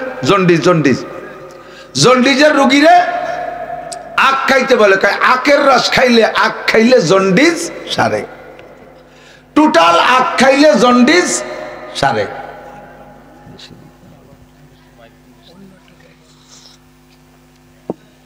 আখ খাইলে জন্ডিস সারে, কিন্তু বলা নাই আখের কোন জায়গার রস খালি জন্ডিস সারে। গুড়ার রস না মাছের রস না আগার রস, যে কোনো জায়গার রস খাইলেই জন্ডিস সারে। আখের আগা গুড়ার সব জায়গার রস খাইলে জন্ডিস সারে। তবে আগার রস খাইলেও জন্ডিস সারে, কিন্তু আগার রস স্বাদ কম, নুনতা ভাঙছে, যদিও ভাঙছে কিন্তু আবার বেরোতি সহজ। আগা নরম, দাঁত নরম হলিও গুড়োরা একসাথে সবাই চাবাই বের করতে পারে, কিন্তু মজা কম। আর গোড়ার রস জন্ডিস সারে, কিন্তু শক্ত, বেরুতি কষ্ট, তবে মজা বেশি। তবে আখের আগার রস জন্ডিস সারে, খাইতে মজা কম, বের করতে সহজ কিন্তু মজা কম। গোড়ার রস জন্ডিস সারে, কিন্তু বের করতে কষ্ট, কিন্তু মজা বেশি। নবী পাক বলেন, সন্ধ্যা রাত্রে তাহাজ্জুদ হলো আখের আগার রসের মতো, জন্ডিস সারে কিন্তু মজা কম, বাইরুতি সহজ, ভর্তি সহজ। আর শেষ রাত্রি তাহাজ্জুদ হলো আখের গোড়ার রসের মতো, ওটাও জন্ডিস সারে, কিন্তু বের করতে কষ্ট, তবে মজা বেশি। শেষ রাত্রে যারা তাহাজ্জুদ পড়ে সবাই যখন ঘুমায় থাকে, নবী পাক সাক্ষী দিয়েছেন, আমার দিক তাকান, সাবাতু ইউযিল্লুহুমুল্লাহু ফি যিল্লিহি ইয়াওমা লা যিল্লা ইল্লা যিল্লুহু। হাসরের মাঠে যখন পায়ের নিচে জমিটা পুরা তামার মতো লাল হয়ে যাবে, মাথার মাত্র 4 আঙ্গুল উপরে সূর্য থাকবে, সূর্যের তাপে কি পরিস্থিতি হবে আমি শুনেছি, হুজুর বলেছেন একটু আগে। ময়দানে মাহশারটা কেমন হবে? ওই সময় কোনো ছায়া থাকবে না। 7 গুণের মানুষকে আল্লাহ পাক ডাইকা নিজে কুদরতে হাতে ধরে নিয়ে আর সে আজিমের নিচে ছায়া দেবে। তার ভিতরে এক শ্রেণীর মানুষ হলো রাজুলুন যাকারাল্লাহ খালিয়ান ফাফাজাত আইনা। ওই ব্যক্তি, যেই ব্যক্তি সমস্ত মানুষের ঘুমন্ত অবস্থায় একা একা তাতাজাফা জুনুবুহুম আনিল মাদাজি ইয়াদউনা রাব্বাহুম খাওফান ওয়া তামা। স্বামী স্ত্রী এক বিছানায় শুয়ে আছে, কোন ফাঁক দিয়ে স্বামী উঠে চলে গেছে তাহাজ্জুদের জন্য, স্ত্রী টের পায় নাই। স্বামী স্ত্রী এক কম্বলের ভিতরে লেপের নিচে শুয়ে আছে, স্ত্রী আল্লাহর টানে আল্লাহর ডাকে সাড়া দিয়া কোন ফাঁক দিয়ে কোলের ভিতরেতে বেরোয় চলে গেছে, স্বামী টের পায় নাই। হুজুর উদাহরণ বলেন, আটা ছেনলে আটার মধ্যে চুল থাকলে চুলটা টেনে বের করলে যেমন চুলের গায়ে একটু আটাও মাখে না, আটায় টের পায় না যে কোন ফাঁক দিয়ে চুলটা বেরিয়ে গেল। এমন করে এক বিছানায় শুয়ে আছে, একজন উঠে যার একজন টের পায় না। গভীর রাত্রে উঠে যে 2-4 রাকাত তাহাজ্জুদের নামাজ পড়া, এরপরে তাতাজাফা জুনুবুহুম, এরপরে আল্লাহর ভয়তে গোপনে গিড়গিড় করে তুমি কাঁদবা, জিকির করবা, চোখ থেকে পানি পড়বে, জিকির করবা, চোখ থেকে পানি পড়বে। অভ্যাস যদি 2-4 দিন করেন, দেখবেন মজা কারে কয়। এই মজা দুনিয়ার কোনো তার মধ্যে নাই। শ্বশুর বাড়ি এই মজা নাই, দালান কোঠার মধ্যে এই মজা নাই, কোটি কোটি টাকার মধ্যে এই মজা নাই, বাগবাগানের মধ্যে এই মজা নাই, সোনার উপর মধ্যে এই মজা নাই, দামি দামি গাড়ির মধ্যে এই মজা নাই। জিকিরের মধ্যে যে মজা আছে, গুনগুন করে যখন টান মারবেন লা ইলাহা ইলাহা ইল্লাল্লাহ লা ইলাহা ইল্লাল্লাহ লা ইলাহা ইল্লাল্লাহ पर्दाए हस्ती अगर सूजी बना रे लाइला आजमा बे पर्दा बीनी नूरे इल्लल्लाह रा आजमा बे पर्दा बीनी नूरे इल्लल्लाह रा আপনি যখন লা ইলাহা কয়ে টান মারবেন ইল্লাল্লাহ বলার আগে আপনার মাঝে আর আল্লাহর মাঝে যে পর্দা থাকে আল্লাহ পাক পর্দাটা সরায় নিয়ে যায় একদিনে না হলেও দুই দিনে না হলেও 10 দিনে না হলেও একটা দিন এমন আসবে যেদিন আল্লাহ আর আপনার মাঝে আল্লাহ পর্দা রাখবে না আপনি চক্ষু বন্ধ করে আল্লাহ পাকের নূর দেখতে পারবেন শেষ রাত্রির তাহাজ্জুদ আখের গুড়ার রসের মতো বের করতে কষ্ট তবে মজা বেশি সন্ধ্যা রাত্রি তাহাজ্জুদ আখের আগার রসের মতো বের করতে সহজ তবে মজা কম তবে দুই জায়গার রসেই কিন্তু জন্ডিস সারে তেমনি দুই জায়গার তাহাজ্জুদে আপনার একই ফজিলাত যারা কষ্ট করেন দিন ভরে ধান খেতে কাজ করতেছেন বিভিন্ন জায়গায় পরিশ্রম করতেছেন বিছানায় একবার শুয়ে পড়লে আর উঠতে কষ্ট হয় ছাত্ররা অনেকে আছে শিক্ষকরা আছে রাতের দীর্ঘক্ষণ পর্যন্ত পড়তে পড়তে ক্লান্ত হয়ে যায় এরপরে শুয়ে পড়লে শেষ রাত্রে ওঠা কষ্ট হয়ে যায় আপনি ঈশার সময় এই সময় তাহাজ্জুদ পড়ে শুইতে পারেন আমি চৌমনি হুজুর রহমাতুল্লাহ আলাইহিকে গড়ডাঙ্গায় দেখতাম হুজুর যখন শেষ দিক চক্ষু নষ্ট হয়ে গেছে অন্ধ হয়ে গেছে হুজুরকে হুজুরের পীর সাহেব ভারতের মসিহুল্লাহ খান সাহেব হুজুর রহমাতুল্লাহ আলাইহি ওনাকে জানাইলেন মিয়া আপনি শেষ রাত্রে আর উঠবেন না আপনি ঈশার সাথে তাহাজ্জুদ পড়ে শুইবেন আল্লাহ পাক সহজ করে দিয়েছে আপনি কাজে কাজে নিজে নিজে কঠিন করেন না আল্লাহ পাক আসান করে দিয়েছে লা ইকাল্লিফুল্লাহু নাফসান ইল্লা উসাহা শক্তির বাহিরে আল্লাহ কোনো হুকুম চাপাই দেন নাই যেখানেই যাবেন সেখানেই সহজ আছে আল্লাহ আপনাকে 1 কোটি টাকা দিয়েছে পুরো 1 কোটি টাকা আল্লাহর আপনার কাছে চায় না এর থেকে 50 লাখ টাকাও চায় না আল্লাহ এর থেকে 25 লাখ টাকাও চায় না আল্লাহ এর থেকে 10 লাখ টাকাও চায় না আল্লাহ এর থেকে 20 লাখ টাকাও চায় না আল্লাহ কয় আমি নেই কম দেই বেশি আমার স্বভাবই হলো নেই কম দেই বেশি তোমার 1 কোটি টাকা দিছি বান্দা তুমি 97.5 লাখ টাকা তুমি খরচ করবা আমারে দিবা মাত্র 40 ভাগের 1 ভাগ আমারে দিবা মাত্র 2.5 লাখ টাকা 40 ভাগের 1 ভাগ তোমারে 40 কোটি টাকা দিছি তোমার কাছে আমি 20 কোটি টাকা চাই না 10 কোটি টাকাও চাই না বছরে একবার তুমি 40 কোটি টাকা আমারে 1 কোটি টাকা দিবা 39 কোটি টাকা তোমার কাছে ব্যবহার করবা যেদিকে তাকাবা সেদিকে দেখবা আমি আল্লাহ নেই কম দেই বেশি তোমারে 60-70 বছরের হায়াত দিয়েছি 70 বছরের হায়াত তোমার কাজে লাগাবা যেখানে খুশি সেখানে ব্যবহার করবা তোমার গোটা 70 বছরের উপরে হস্তক্ষেপ করি না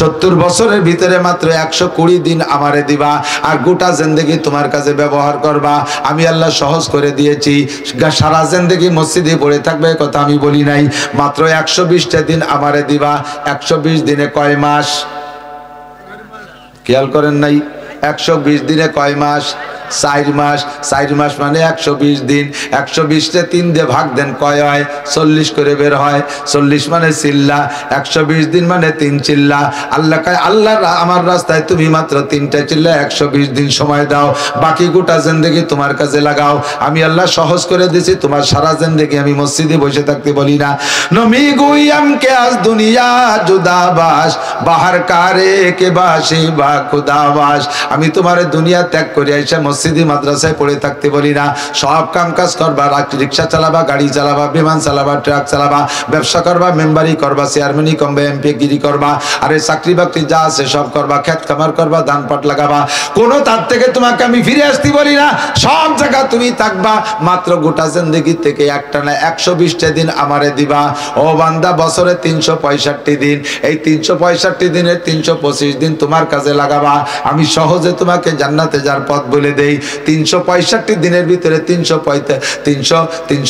কত দিন 340 দিন তোমার কাজে লাগাবা 325 দিন তোমার কাছে লাগাবা বছরে মাত্র 40 দিন আমারে দিবা 40 দিন বেশি না 325 দিন বেশি 325 দিন বেশি আল্লাহ কয় 325 দিন তোমার কাজে লাগাবে এর মধ্যে আমি হাত দেই না আমারে দিবা 40 দিন আমি নেই কম দেই বেশি সহজ বুদ্ধি দিয়ে দিলাম মাসে 30 দিন এই 30 দিনের ভিতরে 27 দিন তোমার কাজে লাগাবা মাত্র 3টে দিন দিবা আমাকে 27 দিন তোমার কাছে 3 দিন দিবা আমাকে এই 3 দিন যদি দাও বাকি 27 দিনের মধ্যে আমি হাত দেব না সপ্তাহে 7 রাত 7 দিন 7টা দিনও তোমার কাজে লাগাবা 7টা রাত তো তুমি আর 7টা রাতের মধ্যে 6টা রাত তুমি ঘুমাবা, 7 দিন তোমার কাজে লাগাবা, 6টা রাতও তোমার কাজে লাগাবা। মাত্র একটা রাত মার্কাজ মসজিদে আমার কাজে দিবা, মার্কাজ মসজিদে মাত্র একটা রাত দিবা। 13 পিরিয়ড দিলাম তোমাকে, আমি নিলাম মাত্র 1 পিরিয়ড। দেখেন সব জায়গা প্রমাণ করছে আল্লাহ পাক ন্যায় কম দেয় বেশি। দিনে রাতে 24 ঘন্টা, দিনে রাতে 24 ঘন্টা। 5 ওয়াক্ত নামাজ যদি সুন্দর করে পড়েন তাহলে 5 12 60 মিনিটের বেশি লাগে না।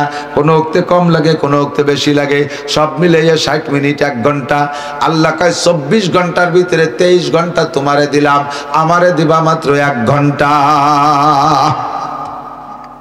সব জায়গা সহজ করে দিছি। 24 ঘন্টায় 1 ঘন্টা, সপ্তাহে মাত্র 1 রাত, মাসে মাত্র 3 দিন, বছরে মাত্র 40 দিন, সারা জীবনে একটা না 120 দিন। যেদিকে তাকাবা দেখো সহজ করে দিছি। এই নিয়মে যদি তোমার জীবন কর্মসূচি পালন করো তাহলে আমি আল্লাহ পাক ধরে নেব আমার বান্দার সারাটা জীবন ইবাদতের মধ্যে কাটাইলো। তবে এই যে টাইমটা ভাগ করে দিছি, একটু তো ভাবে বুঝতে পারছেন কোন দিক। 120 দিন মানে তবলিগি 3 চিল্লা, বছরে 40 দিন মানে তবলিগি 1 চিল্লা, মাসে 3 দিন মানে তবলিগি 3 দিন, হ্যাঁ, সপ্তাহে 1 রাত মানে মারকাজে মসজিদে তবলিগি 1 রাত। আরে ডেলি 24 ঘন্টায় 1 ঘন্টা, এটা তো দৈনন্দিন নামাজ। এই যা কিছু বললাম সব কিছু মিলে বেশিরভাগই তবলিগের সাথে সম্পর্ক। তবে এই তবলিগ করবেন কার সাথে? যার সাথে তবলিগ করলে 2 অক্ষর শেখা যায় তার সাথে তবলিগ করতে হবে। কথা কর, আলেম ওলামার সাথে তবলিগ করলে দিন শেখা যায়। আমি গিয়েছি 2013 সালে কিশোরগঞ্জ, আমরা 20 জনের একটা জামাত নিয়ে গেছি। হাফেজ মাওলানা মনির সাহেব আমার মাদ্রাসার নায়েবে মোহতামিম, আর কাশিনী হুজুরি ভাইয়ের বিটা মাওলানা আবুল খায়ের সাহেব, এই 3 জন আমরা আলেম ছিলাম। পাবলিক নিয়ে গেছি 17 জন, তার ভিতরে 12 জন হলো কলেজ হাই স্কুলের স্টুডেন্ট। এরা একেবারে নগদ তরুতাজা মেধা। আর বুড়ো ছিল 5 জন। 5 জন বুড়োর মধ্যে আবার ছিল একজন হলো আমির সাহেব, উনি হলো পুলিশের রিটায়ার্ড করা দারোগা। ওনার এবার কাকরালিতে আমির বানাই দিছে। আমরা সবাই মানিয়ে নিছি আমির সাহেবরে। এবার তবলিগি কিশোরগঞ্জ যাইয়া আমরা 3 হুজুর চিন্তা করলাম তবলিগের ভিতরে কাজ চলে বেশিরভাগ ফাজাইলে আমালা, তবলিগে নিসাব পড়াপড়ি বেশি চলে। আমরা তো জানি উলামায়ে কিরাম ফাজাইলে আমালা তবলিগি নিসাব কি। বললাম এই ফাজাইলে আমালার তবলিগি নিসাব সারা জীবনেও যদি 1 লাইন না পড়েন, খোদার কসম কিয়ামতের ময়দানে আপনাকে 1 সেকেন্ড আল্লাহ কোনো জায়গা আটকাবে না, কোন জায়গা ধরবে না। ফাজাইল আমল পড়ছো, তবলিগি নিসাব পড়ছো, কোথাও যদি জিজ্ঞেস করে আমারে ডাক দিয়ে। তবে কিয়ামতের ময়দানে নামাজ ছাড়া 1 চাচাও পার হইতে পারবে। আর নামাজ ভাঙ্গার কারণ 19টা, তার ভিতরে 1 নম্বর নামাজে কিরাত গলত পড়া। কতক্ষণ বছরের পর বছর চিল্লে দেয়, অথচ কোরআন শরীফ পড়তে পারে না। এখন আমরা 3 জনের সিদ্ধান্ত নিলাম এই মূর্খ কয়জনরা আমরা কোরআন শরীফ পড়াই নেব। আমির সাহেবের সাথে আলাপ করলাম। আমির সাহেব ওই দারোগা সাহেব, ওনারে কইলাম ভাই আমরা একটু কোরআন শরীফ পড়া শিখাই নেই 1 চিল্লের মধ্যে যদ্দূর পারি। আমির সাহেব কই না না না না, তবলিগে কোরআন শরীফ পড়া পড়ি নাই। আমি কইলাম তাকে গীতা পড়তে হবে নাকি? তবলিগে কোরআন শরীফ না, তা গীতা বাইবেল পড়বো? না, এখানে ফাজাইলে আমাল তবলিগি নিসাব। আমি বলি ফারদার কথা বলবেন না। যেই তবলিগের ভিতরে কোরআন শিক্ষা নাই ওই তবলিগে আমি লাথি মারি, ওই তবলিগের কাছে আমি যাব না। কথা বলেন না কেন? যেই তবলিগে কোরআন শিক্ষা নাই সে আবার কিসের সাথে তবলিগ রে?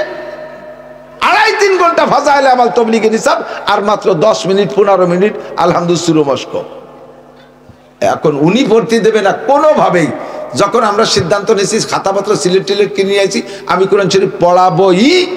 উনি এবার ওই পাকুন্দে থানার তবলিগের যত সাথী আছে তাদের সাথে প্যাক করে তাকে রেখে নিয়েছে। হুজুর আপনি নতুন কিছু আবিষ্কার করেন না, এই কোরআন পড়াপড়ি এর মধ্যে নাই। আমি বললাম যে তালিশ চলে যাচ্ছি, আমি এই কজনরে নিয়ে আলাদা এক জায়গা তাবুটা নাই বসে কোরআন শরীফ পড়া, আমি তবলিগ করবো না। যে আপনারা হুজুর রাই ব্যাগনা বাদাইছেন। এরপরে দেখলাম যে ওকে সাথে যুদ্ধ করে বাইরে ওঠা কঠিন, সব ওই দলে। আমি তো কোরআন শরীফ পড়াবো, আমার সাথীরাও পড়বে। আমি কাকরাইল ফোন দিছি, এই যে আমাদের কোটালীপাড়ার আমির হোসেন ভাই কাকরাইল থাকে, আব্দুল্লাহ মিয়ার ভাগ্নে। আমি আমির ভাইরে ফোন দিলাম, ভাই তবলিগি বলে কোরআন শরীফ পড়াপড়ি নাই, তো কি ভর্তি হবে? কয় যে কিরা কইছে কোরআন শরীফ পড়ে? আমি কই যে আমির সাহেব করছে, এই যে ও সুরারে পাঠাই দেন কাকরাইল। ওরে রাখেন না। শেষে টিকতে পারে নাই। কেন ভর্তি দেবে না পরে বুঝছি, আসে নাই। ও তো উনি আবার মাহফিল থেকে মানে তবলিগিতে আসার পরে আমারে নিয়ে মোটরসাইকেল চালাবে, আমার ড্রাইভার পজ করে বেড়ায়, উনি হলো ড্রাইভার, গাড়ি চালায়। ওই যে আমার আমি রয়েছে, আমি সব আমার কোরআন শরীফ পড়াতে দেবে না। পরে পড়ানো যখন শুরু করছি তখন দেখি যে উনি নিজেই পারে না। এত বড় আমির সাহেব, হুজুর গে আমির, সে যদি কোরআন শরীফ পড়তে না পারে এই ধরাপড়ি যাবে না, এই লজ্জা তো না না না কোরআন শরীফ পড়াপড়ি নাই। আমি তিনজনে ভাগ করে এই পাবলিক যুবকদেরকে নিয়ে আর বুলোকে ভাগ করে নিয়ে 38 দিন ছিলাম, 38 দিন পড়াইছি ওদেরকে। আলিফবা থেকে নিয়ে কোরআন শরীফ পড়া শিখাইয়া মাত্র 3 দিনই কোরআন শরীফ পড়া শিখাই ফেলাইছি। বেরেন ভালো তো স্কুল কলেজের ছাত্র, কাঁচা বেরেন। 38 দিনে 8 পারা সবক পড়াইয়া বাড়ি আনছি। বলবেন না সুবহানাল্লাহ? কাকড়াইল আসলে কারগুজারি শোনে, কাকড়াইল আসলে কারগুজারি শোনে এই জামাতে আপনাদের কি কি হয়েছে। তা আমরা বললাম যে হুজুর আমরা এই একটা কাম করছি, এটা কাম না কাম তা জানি না। এই 12 জন রে কোরআন শরীফ পড়া শিখাইয়া 8 পারা সবক পড়াই আনছি।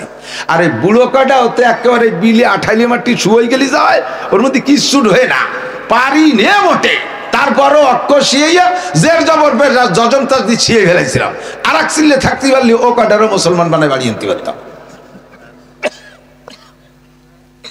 উলামায়ে কিরামের সাথে গেলে কোরআন শিক্ষা করা যায়, শরীয়তের সব বিধান জানা যায়। কথা বলেন ঠিক কি ঠিক না? দেখি কয়জন মূর্খ বসে বসে তবলিগ করে, একে অপরের তবলিগে মস্ক করাচ্ছে। আমি নিজে কানে শুনছি ইয়াকা না'বুদু ওয়া ইয়াকা নাস্তাঈন, এই না সূরা ফাতিহা যে পড়াচ্ছে সে পড়াচ্ছে ইয়া না'বুদু ওয়া ইয়া নাস্তাঈন, ইয়া না'বুদু ওয়া ইয়া নাস্তাঈন। আরো খুব উনি কয় যে না আমি তো শুনছি হুজুর কইতে ইয়াকা না'বুদু, যারে পড়াচ্ছে সে ভালোই রে, কার পড়ানোওয়ালা ওই কয়। কয় মূর্খ যদি একসাথে যায় তাহলে পিকনিক খাওয়া ছাড়া কোনো উপায় নাই। কথা বলেন ঠিক ঠিক না? আল্লাহর কোরআন শুদ্ধ করে পড়া শেখা যায়, আলেমদের সাথে তবলিগি যাবেন। তবলিগির সিস্টেমটা হলো আল্লাহ পাক নবী পাককে শিক্ষা দিয়েছে, উদু ইলা সাবিলি রাব্বিকা বিল হিকমাতি ওয়াল মাউইজাতিল হাসানা, হিকমত আর কৌশল করে মিষ্টি মিষ্টি ওয়াজ দিয়ে ডাকো। তবলিগের মধ্যে মারামারি নাই, তবলিগের মধ্যে দাঙ্গা হাঙ্গামা নাই, তবলিগের মধ্যে গ্যাঞ্জাম নাই, কুবাকুবি খুনোখুনি নাই। যখন তবলিগের ভিতরে যেই দল এই গ্যাঞ্জাম করবে আমরা ওই তবলিগের সাথে না, যেই তবলিগ ঠান্ডা মাথায় নবীওয়ালা পদ্ধতিতে করবে আমরা ওই তবলিগে এই সিস্টেমে সময় দিতে রাজি। কথা বলেন ঠিক কি ঠিক না? 31 জানুয়ারি 1-2 ফেব্রুয়ারি উলামায়ে কিরামের তত্ত্বাবধানে ইজতেমা হবে। অন্য বছর না গেলে এবছর যার চেষ্টা করবেন ইনশাআল্লাহ তো ইজতেমাকে এবার ভরপুর সফল করতে হবে। আল্লাহু আকবার। সন্ত্রাস আর ফিতনাবাজদের তবলিগ আমরা মানি না, আমরা মানি শান্ত সশিষ্ট মিজাজে 3 তরতিবে আমরা ইনশাআল্লাহ সময় দেব। যে কথা বলতে যে সরে চলে আসতেছি, আল্লাহ পাক সব জায়গায় সহজ পথ অবলম্বন করেছেন, আমল আমাদের জন্য আসান করে দিয়েছে। 24 ঘন্টা ইবাদতের মধ্যে বসে থাকতে বলে নাই। এই সিস্টেমে ইবাদত করলে আল্লাহ পাক সম্পূর্ণ টাইমটা ইবাদতের মধ্যে ধরে নেবে। যে ইবাদতের মধ্যে যাবেন সেই জায়গায় দেখবেন সহজ ব্যবস্থা আছে। এদিক তাকান, একবার কোরআন শরীফ 30 পারা কোরআন শরীফ পড়তে পাবলিকের জীবন শেষ, পারবে না, অনেক পাবলিক জীবন করে পারবে না। নবী পাক সহজ করে দিয়েছে, তুমি মাত্র 3 বার কুল সূরা পড়বা, মাত্র 3 বার কুল সূরা পড়বা। 3 বার কুল সূরা পড়লে তোমাকে 1 খতম কোরআন শরীফ পড়ার সওয়াব দেওয়া হবে। হাদিসে আসছে যদি কোনো ব্যক্তি ডেইলি 200 বার করে সূরা ইখলাস পড়ে, রেগুলার যদি 200 বার সূরা ইখলাস পড়ে, ওই লোকটা বিনা হিসাবে নবী ও শহীদ আর সিদ্দিকদের সাথে জান্নাতি হবে। মুখে 200 বার কুল সূরা পড়া, কাজের ভিতরে রানিং অবস্থায় আপনি কাজ করতেছেন, কুল সূরা পড়তেছেন, কোনো সমস্যা নাই, দেখাও লাগে না, মুখস্থ আছে বিসমিল্লাহির রহমানির রহিম, কুল হুয়াল্লাহু আহাদ আল্লাহুস সামাদ লাম ইয়ালিদ ওয়া লাম ইউলাদ ওয়া লাম ইয়াকুল লাহু কুফুয়ান আহাদ। প্রত্যেকটা ইবাদতই সহজ, কোনো ইবাদত কঠিন না। যেখানে কঠিন মনে হবে সেখানে আল্লাহ পাক বিকল্প ব্যবস্থা রাখছে। আসতেছে সামনে রমজান মাস, রোজা রাখা ফরজ। রমজানের রোজা কোনো অবস্থায় ছেড়ে দেওয়ার কোনো সুযোগ নাই। একজন মানুষ যদি রমজান মাসে সুস্থ অবস্থায় বাড়ি থেকে রোজা ছেড়ে দেয়, দিনের বেলা খাবার খায়, যুবক মনে রাখো ওই দিনের বেলা খানা খাইয়া যেই রক্তটুক তুমি দেহের মধ্যে সঞ্চয় প্রচার করেছো, ওই রক্তটুক আর শুয়োরের রক্তের মধ্যে কোনো পার্থক্য নাই। শুকরের রক্ত নাপাক, তোমার দেহের মধ্যে নাপাক রক্ত তৈরি হয়ে গেছে। আর শরীরে যতক্ষণ পর্যন্ত নাপাক রক্ত থাকবে অতক্ষণ পর্যন্ত তোমার জান্নাতে যাইতে দেওয়া যাবে না। তোমার এই নাপাক রক্তকে অপারেশন করে তারপরে পবিত্র বানায় জান্নাতে দেওয়া হবে। কারণ তোমার মধ্যে ঈমান আছে, তুমি কলেমা পড়েছো, অন্যান্য ভক্তিও নামাজ কালাম পড়ো, শরীয়তের অনেক বিধান মানো, তুমি জান্নাতে যাবা। কিন্তু রমজান মাসে রোজা না রাইখা সুস্থ শরীরে শুয়োরের মতো জম্মের খাইছো, এর কারণে যে শুয়োরের রক্ত গায়ে তৈরি হয়ে গেছে, ওই রক্ত নিয়ে তুমি জান্নাতে যাইতে পারবা না। কোটি কোটি বছর পোড়ার পরে রক্ত অপারেশন করে বের করে তারপরে জান্নাতে দেবে। কাজেই রোজা ছাড়ার কোনো সুযোগ। আপনি এবার অভিযোগ করলেন আল্লাহর কাছে, আল্লাহ মাওলানা নাসির সাহেব যেভাবে কড়াকড়ির সাথে কইল তাতে তো উপায় নাই, কিন্তু আমি তো মারাত্মক অসুস্থ, রমজান মাসে রোজা রাখলে ডায়াবেটিস 32 হয়ে যায়, আমি স্ট্রোকের রোগী, আমার ঘন্টায় ঘন্টায় ওষুধ খাওয়া লাগে, আমি কি করতে পারি? আমারও কি এইভাবে রোজা রাখতে হবে? আল্লাহ পাক সহজ ব্যবস্থা করে দিয়েছে, ওয়া ইন কুনতুম মারিদান আও আলা সাফারিন ফাইদ্দাতুম মিন আইয়ামিন উখার।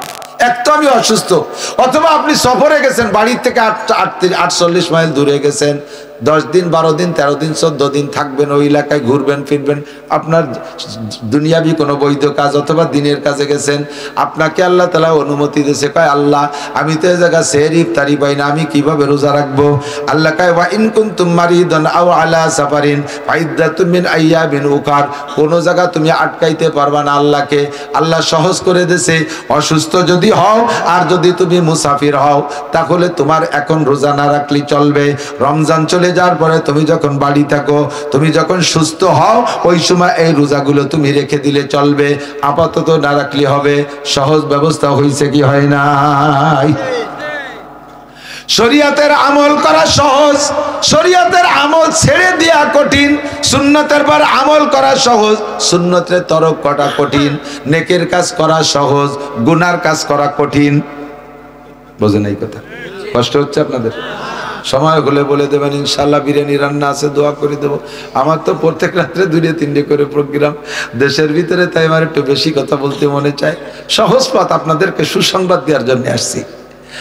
আল্লাহ যুবক আমার দিক তাকাও, সুন্নতের পর আমল করা সহজ, সুন্নতকে তরক করা কঠিন।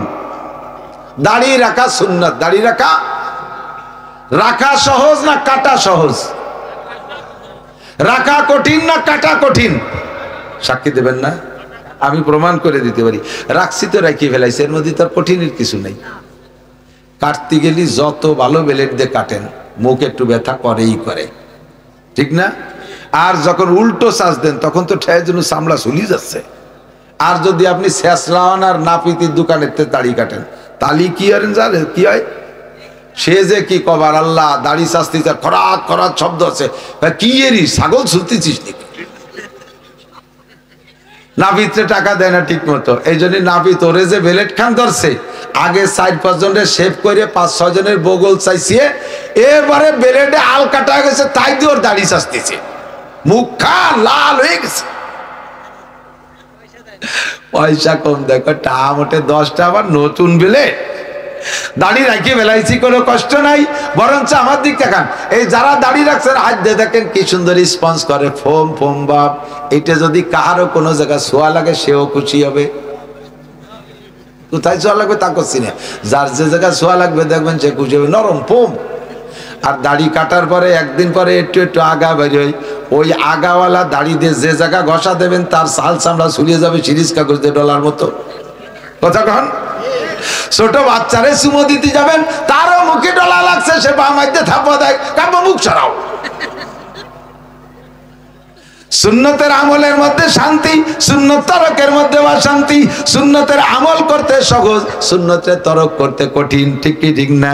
দাড়ি রেখে 2 ভাই, একবার বয়স 50, এ ভাই দাড়ি কাটিয়ে একেবারে ক্লিন শেপ সুন্দর করে প্যান্টাট ইনটিন করে পয়সা করি কামাই আছে বলে স্বাস্থ্য শরীর ভালো, একেবারে যুবকের মতো দেখা যাচ্ছে। ছোট ভাই মাওলানা 25 বছর বয়স, বড় ভাইয়ের বয়স 50, ছোট ভাইয়ের বয়স 25, এরকম পার্থক্যের বয়স আছে না নাই? আমার বড় বোনির বড় ছেলে আর আমি এক বয়সী, 2 ভাই এরকম বয়সের পার্থক্য। ছোট ভাই আলেম, দাড়ি রাইখা একেবারে মুখে এরকম মুরব্বি বানায় ফেলাইছে, দুই ভাই একসাথে গোপালগঞ্জ দোকানে যাবেন, যে কোনো দোকানে, কাপড়ের দোকানে, যদি ভিড় থাকে দেখবেন দোকানদার কার সাথে কি আচরণ করে। বড় ভাই তো ইন করা দাড়ি চাচা, ওরে যুবক দেখা যাচ্ছে, বড় ভাইরে কয় এই ছোটরা নামিয়ে দাঁড়াও, এই ছেলে নামিয়ে দাঁড়াও। ছোট ভাইরে কয় চাচা আপনি চেয়ারে বসেন। ছোট ভাইরে চাচা করে চেয়ারে বসায়, বড় ভাইরে ইয়াং কয়ে খোকা বলে নামাইয়া দেয়। এর চেয়ে বড় আর অপমানি কি থাকে? ছোট ভাই লজ্জায় কি কবে কইতেও পারে না। ও কয় না না মে ভাই বসেন, মে ভাই বসেন। উনার দোকানদার ভাই মে ভাই করে ছোট ছোটকে সরাই দেন। তাহলে দাড়ির মধ্যে সম্মান না দাড়ি কাটার মধ্যে সম্মান? কাটার মধ্যে সম্মান না রাখার মধ্যে সম্মান? আর যত সুন্নত আছে সব সুন্নত গুলো ইমানের বেড়া। যত সুন্নত আছে সব সুন্নত ইমানের বেড়া। আপনি যখন সুন্নতের পাবন্দি করবেন তখন দেখবেন আপনার ইমান মজবুত হবে, অনেক গুনাহ থেকে বাঁচতে সহজ হবে। দাড়ি কাটা অবস্থায় যা করা যায় দাড়ি রাখা অবস্থায় তা করা যায় না। কথা কোন ঠিক কি ঠিক না? দাড়ির একটা লজ্জা আছে, দাড়ির একটা বাধা আছে। আরে দাড়ি রাইখা মুখে কিভাবে আমি মিথ্যে কথা কব? মুখে দাড়ি রাইখা কিভাবে গালি দেব? এত বড় দাড়ি নিয়ে পরের মেয়ের দিকে কিভাবে তাকাবো? দাড়ি আপনার চোখরে কন্ট্রোল করবে, দাড়ি আপনার জবানরে কন্ট্রোল করবে। দাড়ি রাইখা কিভাবে গান শুনতে যাব? দাড়িতে আপনার কানরে কন্ট্রোল করবে। পরের মেয়ের গায়ে হাত দেবে দাড়ি রাখা অবস্থা, আরে দাড়ি রেখে কিভাবে জায়গায় হাত দেব? লজ্জায় আপনার দাড়িতে আপনার হাতরে কন্ট্রোল করবে। দাড়ি রাখা অবস্থায় সিনেমা হলে যাবেন, দাড়িতে বলবে আরে এত বড় দাড়ি রেখে কিভাবে সিনেমা হলে যাই?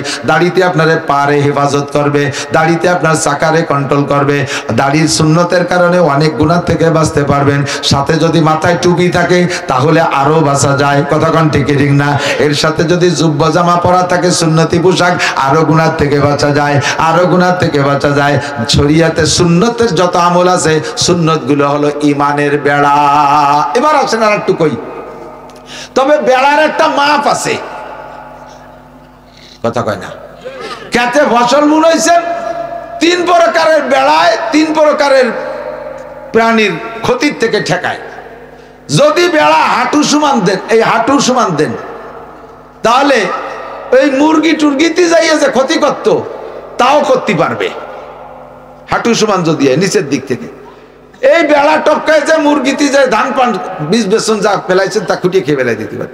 যদি বেড়া আর একটু উপর পর্যন্ত রান পর্যন্ত দেন তাহলে মুরগি যাতে পারবে না, তবে ছাগলে যাইয়ে খেয়ে ফেলতে পারে। ঠিক না?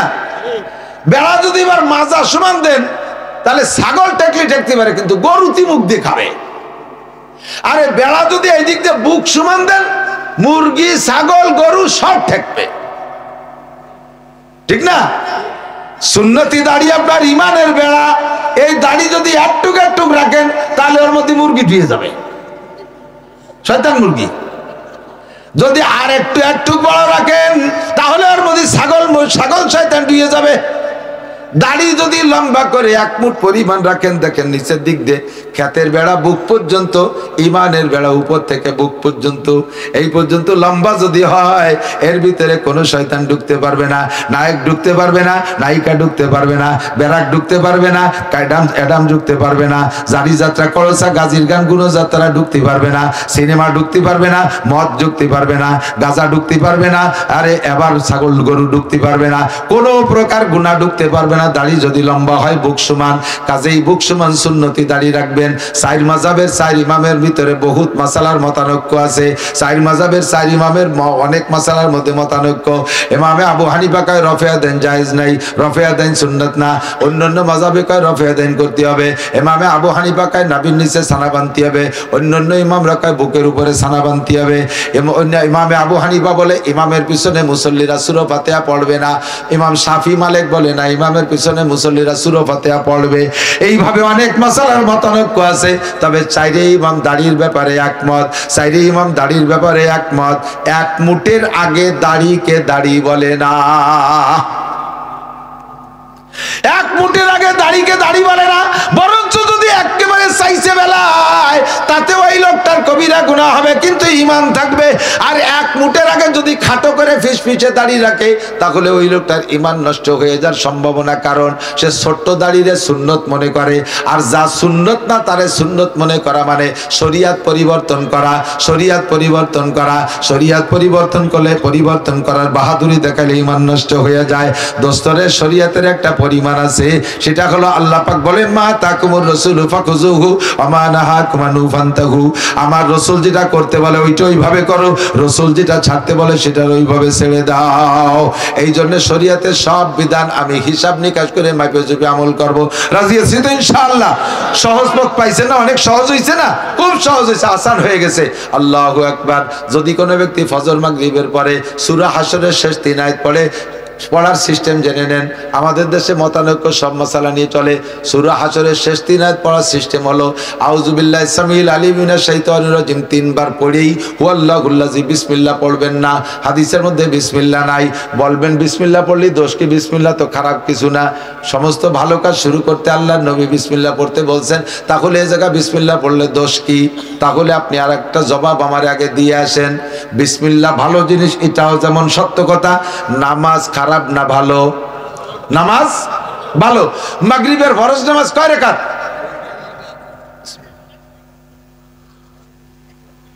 মাগরিবের ফরজ নামাজ 3 রাকাত।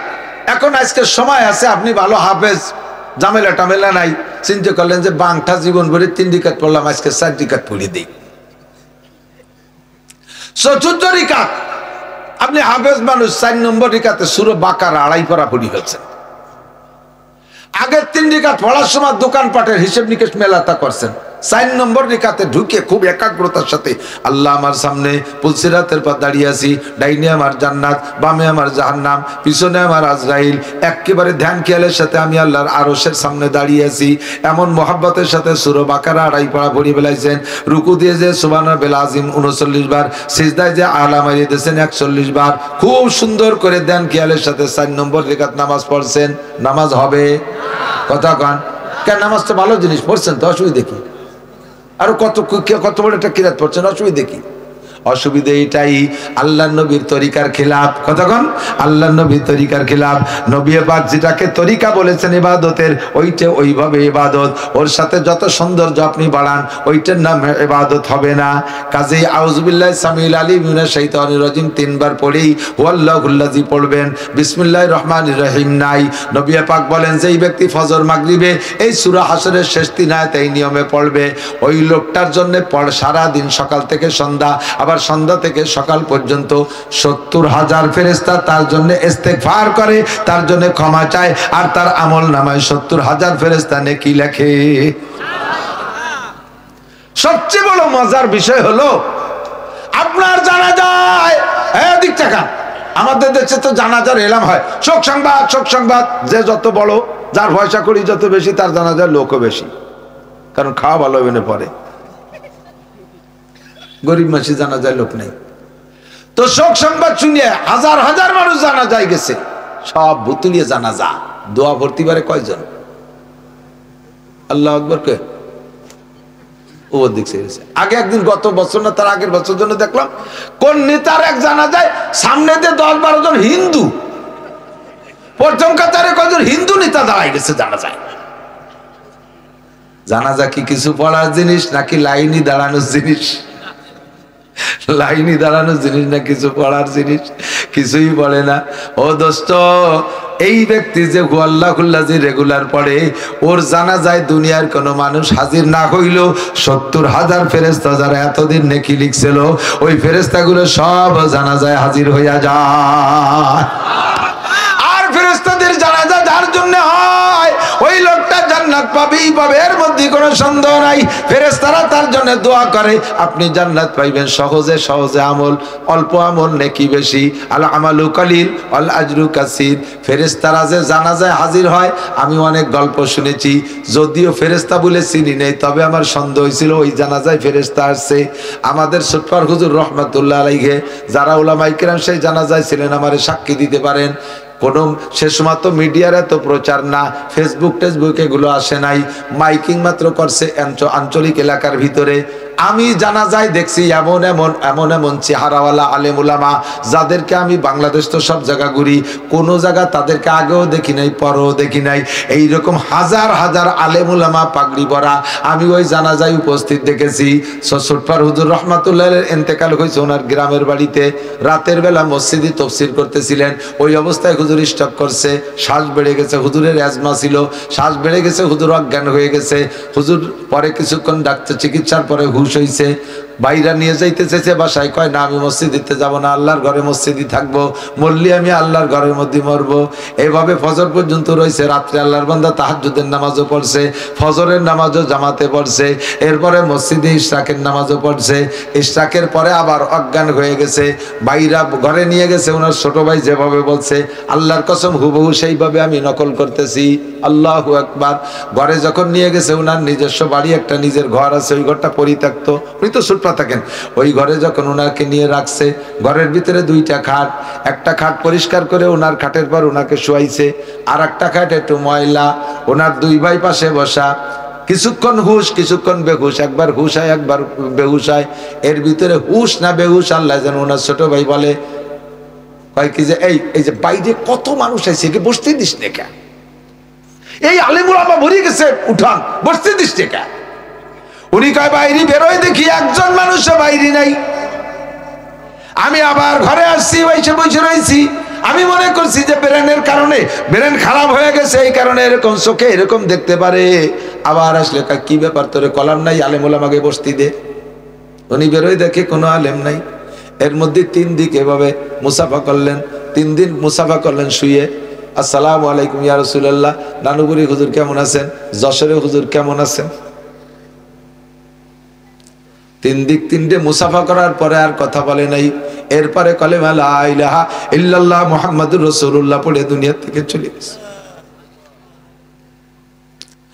এই 3 জন আসার আগে, মুসাফার আগে উনি বললেন, এই রাসূলুল্লাহ সাল্লাল্লাহু আলাইহি ওয়াসাল্লাম আসছে, বসতি দে, ওই খাটটা বিছানা দে, ওই যে নানুপুরি হুজুর আইছে, ওই যে যশোর হুজুর আছে, বসতি দে। এই 3 জনের বসতি দেওয়ার কথা বলে 3 দিক 3টে মুসাফা করে এরপরে আল্লাহর বান্দা সোজা হয়ে গেছে।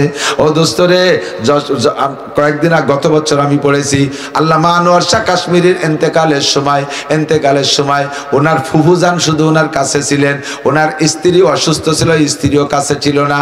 গভীর রাত্রে রাত 2টার সময় কাশ্মীরের এন্তেকাল হয়েছে।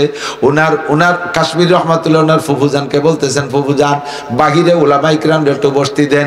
উনি বাইরে যে ঘুরে দেখে একজন আলেমও নাই, আবার দেখে আবার বলে যে বসতি দেন। ইতিমধ্যে ফুফুজান বাইরে যে দেখে হাজার হাজার আলেম উলামা বাড়িতে পাগড়ি পরা, সব এক সাইজ, খাটো বড় নাই, চেহারা একটা ব্যতিক্রম। রাতের বেলা অন্ধকার রাত্রে ময়দানটা তাদের চেহারায় আলোক উজ্জ্বল হয়ে গেছে। ইতিমধ্যে ঘরে এসে কাশ্মীরি এন্তেকাল করছেন। কাশ্মীরি এন্তেকাল করার পরে এক মুহূর্ত ওই মানুষগুলো ওখানে ছিল না, দেওবন্দ মাদ্রাসার মধ্যে ঢুকে গেছে, বিশাল বেগে শোরগোল করতেছে, স্লোগান দিচ্ছে, কদমাতা কাশ্মীরি, কদমাতা কাশ্মীরি, এই করে স্লোগান দিয়ে চলে গেছে। এই আওয়াজটা পুরো দেওবন্দের সমস্ত ছাত্র শিক্ষকরা শুইনা বাইরে বেরোয় আসছে। হুসাইন আহমদ মাদানী বলেন, আমি এই আওয়াজটা শুনছি, আমি শুনে বেরোয় আসছি, সবাই তো ভয়তে আতঙ্কিত, এত বড় শব্দ কারা করলো। ওলামা ইকরাম আমার কাছে আসছে, আমি বললাম শব্দ আমিও শুনছি, কথা বলো না, সম্ভবত কাশ্মীরি মারা গেছে। ওই সময় কাশ্মীর রহমাতুল্লাহের বাসায় গিয়ে খবর নিয়ে দেখে সত্যি হযরত ইন্তেকাল করেছে। আল্লাহ পাক আসমান থেকে ফেরেশতা পাঠিয়ে দিয়েছে কাশ্মীরি জানকে অভ্যর্থনা জানানোর জন্য। এমন একটা মরণ যদি পাইতে চান, রেগুলার এই আমলগুলো করবেন। সূরা ইখলাসের আমল, সূরা হাশরের শেষ 3 আয়াতের আমল, আল্লাহুম্মা আজিরনি মিনান নারের আমল করবেন।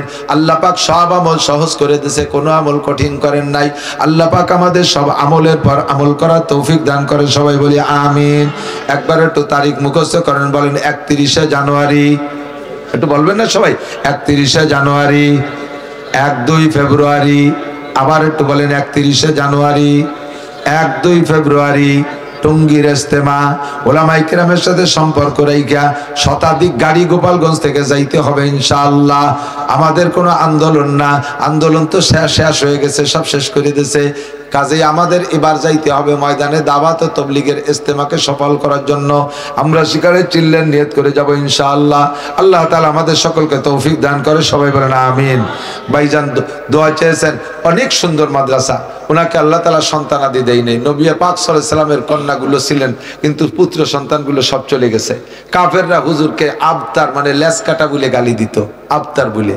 তা আল্লাহ পাক রব্বুল আলামিন তার জবে সূরা কাউসার নাজিল করছে, ইন্না শানিকা হুল আবতার। যারা আপনারা আবতার কয় আবতার তারা, তাদের নাম নেওয়ার কেউ নাই, তাদের নাম নেওয়ার কেউ নাই। আবু জাহেলের নামে জগতে কেউ নাম আছে? আবু লাহাবের নামে নাম আছে? উতবা কোনো নাম নাই, সাইবা কোনো নাম নাই, ওলীদ ইবনে মুগীরা নাম নাই, ফিরাউনের নামে কেউ নাম রায় না। এত নাম সংকট দেশে যে নামের সংকটের জ্বালায় মোবাইল টোবাইল কি কি আবাজ আবার নাম রাখছে, লালটু বল্টু জুয়েল টুয়েল টুলু লুলু। অথচ ফিরাউনকে নাম রাখে না, নমরুদ কারুন হামান সাদ্দাতকে নাম রাখে না, ঠিক না? বিলাল নামের মানুষ আছে না নাই? আবু বকর আছে, উমর আছে, উসমান আছে, তলহা আছে, জুবাইর আছে, বিলাল আছে, আম্মার আছে, মুহাম্মদুর রাসূলুল্লাহ নাম আছে।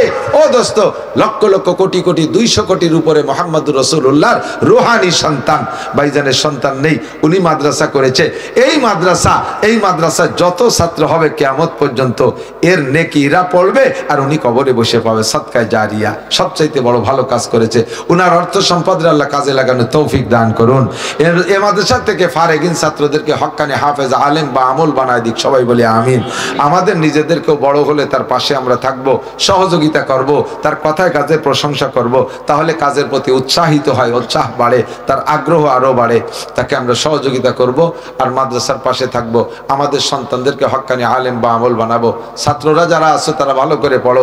সদর সাহেব চলে গেছে, সুটপারুজু চলে গেছে, আব্দুল ওয়াহাব সাহেব চলে গেছে, একের পর এক চলে যাচ্ছে। আমরাও বুড়ো হয়ে গেছি, কখন চলে যাব বলা যায় না। স্টেজ যেন খালি না হয়ে যায়। আমাদের গোপালগঞ্জে যেন সুযোগ্য সন্তান তৈরি হয়, যারা সারাটা বাংলাদেশকে চমকাইতে পারে, সারা দুনিয়ায় যাদের আওয়াজ পৌঁছে যায়। আল্লাহর কাছে আপনারাও দোয়া করবেন, ছাত্ররা সেভাবে প্রস্তুতি নাও, সবাই বলে আমিন। আমরা দুরূদ শরীফ পড়ি, আল্লাহুম্মা সাল্লি আলা। ভাইজান, জি ভাইজান, মাইক মাইক। আল্লাহুম্মা সাল্লি আলা মুহাম্মদ। বিসমিল্লাহির রহমানির রহিম।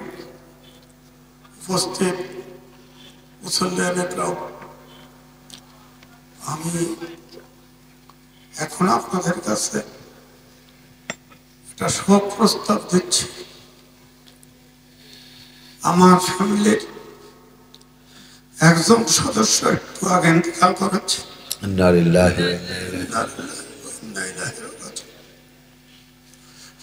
আপনারা জানেন আমার 5 ভাই, এক ভাই আগে মারা গেছে, 4 ভাই ছিলাম। আমার ইমিডিয়েট কাজী আবুল বাশার, আপনারা অনেকেই মনে হয় চিনতেন। সে ক্যান্সার হয়ে 14 সালে, ইংরেজি 14 সালে মৃত্যুবরণ করে। তার স্ত্রী, 3 ছেলে।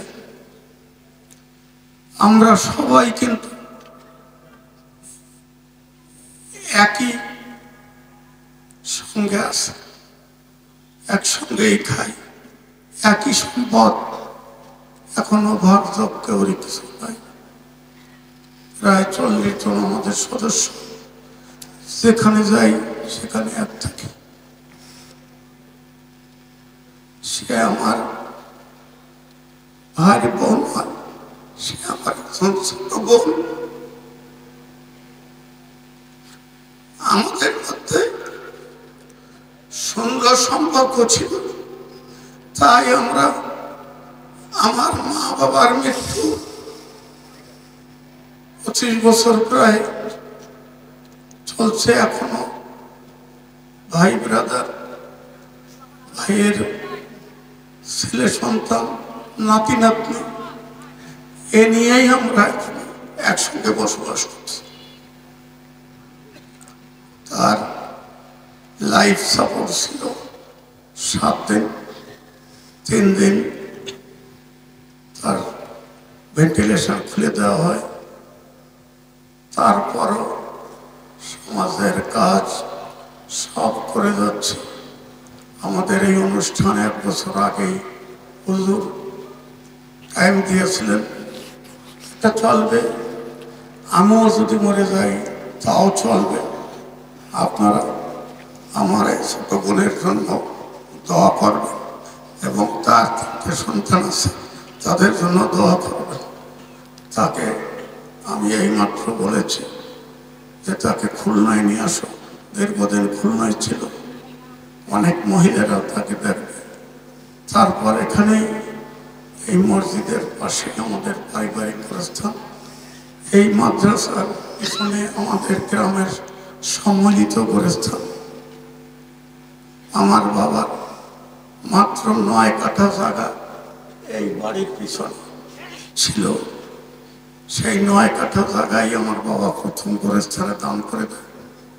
তারপর গ্রামের সবাই সেখানে অংশগ্রহণ করেছে, ডেভেলপমেন্ট করেছে, মাটি কাটছে, যে যেরকম পারছে।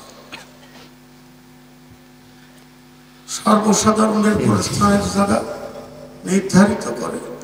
তারপর মসজিদের পাশে আমাদের আর একটা জায়গা ছিল, সেটা আমাদের পারিবারিক গোরস্থানের ব্যবস্থা করেছে। আগামী দিন জুম্মাবাদ তাকে আমরা এখানে কবরস্থ করব। আপনারা মেয়েদের জানা যায়, হুজুর মনে হয় ভালো জানেন, এত বেশি মাইকিং করার প্রয়োজন থাকে না। যত অল্প মানুষে জানাজা করে সেটাই ভালো। তবু গ্রামের লোকের সাথে তার মেলামেশা ছিল। যদি আপনারা পারেন আগামী দিন জুম্মাবাদে শরীক হবেন। আমি সবার কাছে দোয়া প্রার্থনা করে আমার বক্তব্য শেষ করছি। আল্লাহ হাফেজ। আপনারা ধৈর্য ধরে এসেছেন। হুজুরের মোনাজাতের পরে আমরা প্রতিবারই যেরকম মিলাদের পর ছোট আকারে একটা খানার তাবারকের ব্যবস্থা করি, এবারও সেটা আছে। আপনারা শৃঙ্খলার সাথে সেইভাবে বসবেন। আমরা অনুষ্ঠান শেষ করে আবার আমরা আমাদের ওই অনুষ্ঠানে আমরা অংশগ্রহণ করব। আসসালামু আলাইকুম। আমরা মরহুমের রূহের মাগফিরাতের জন্য মরহুমার সূরা ফাতিহা একবার আর সূরা ইখলাস 3 বার পড়ে দেই। বিসমিল্লাহির রহমানির রহিম, আলহামদুলিল্লাহি রাব্বিল আলামিন, আর রহমানির রহিম, মালিকি ইয়াউমিদ্দিন, ইয়্যাকা না'বুদু ওয়া ইয়্যাকা নাস্তাঈন, ইহদিনাস সিরাতাল মুস্তাকিম, সিরাতাল লাযীনা আন'আমতা আলাইহিম গায়রিল মাগদুবি আলাইহিম ওয়ালাদ-দাল্লিন, আমিন। বিসমিল্লাহির রহমানির রহিম। কুল হুয়াল্লাহু আহাদ, আল্লাহুস সামাদ, লাম ইয়ালিদ ওয়া লাম ইউলাদ ওয়া লাম ইয়াকুল লাহু কুফুয়ান আহাদ। বিসমিল্লাহির রহমানির রহিম। কুল হুয়াল্লাহু আহাদ, আল্লাহুস সামাদ, লাম ইয়ালিদ ওয়া লাম ইউলাদ ওয়া লাম ইয়াকুল লাহু কুফুয়ান আহাদ।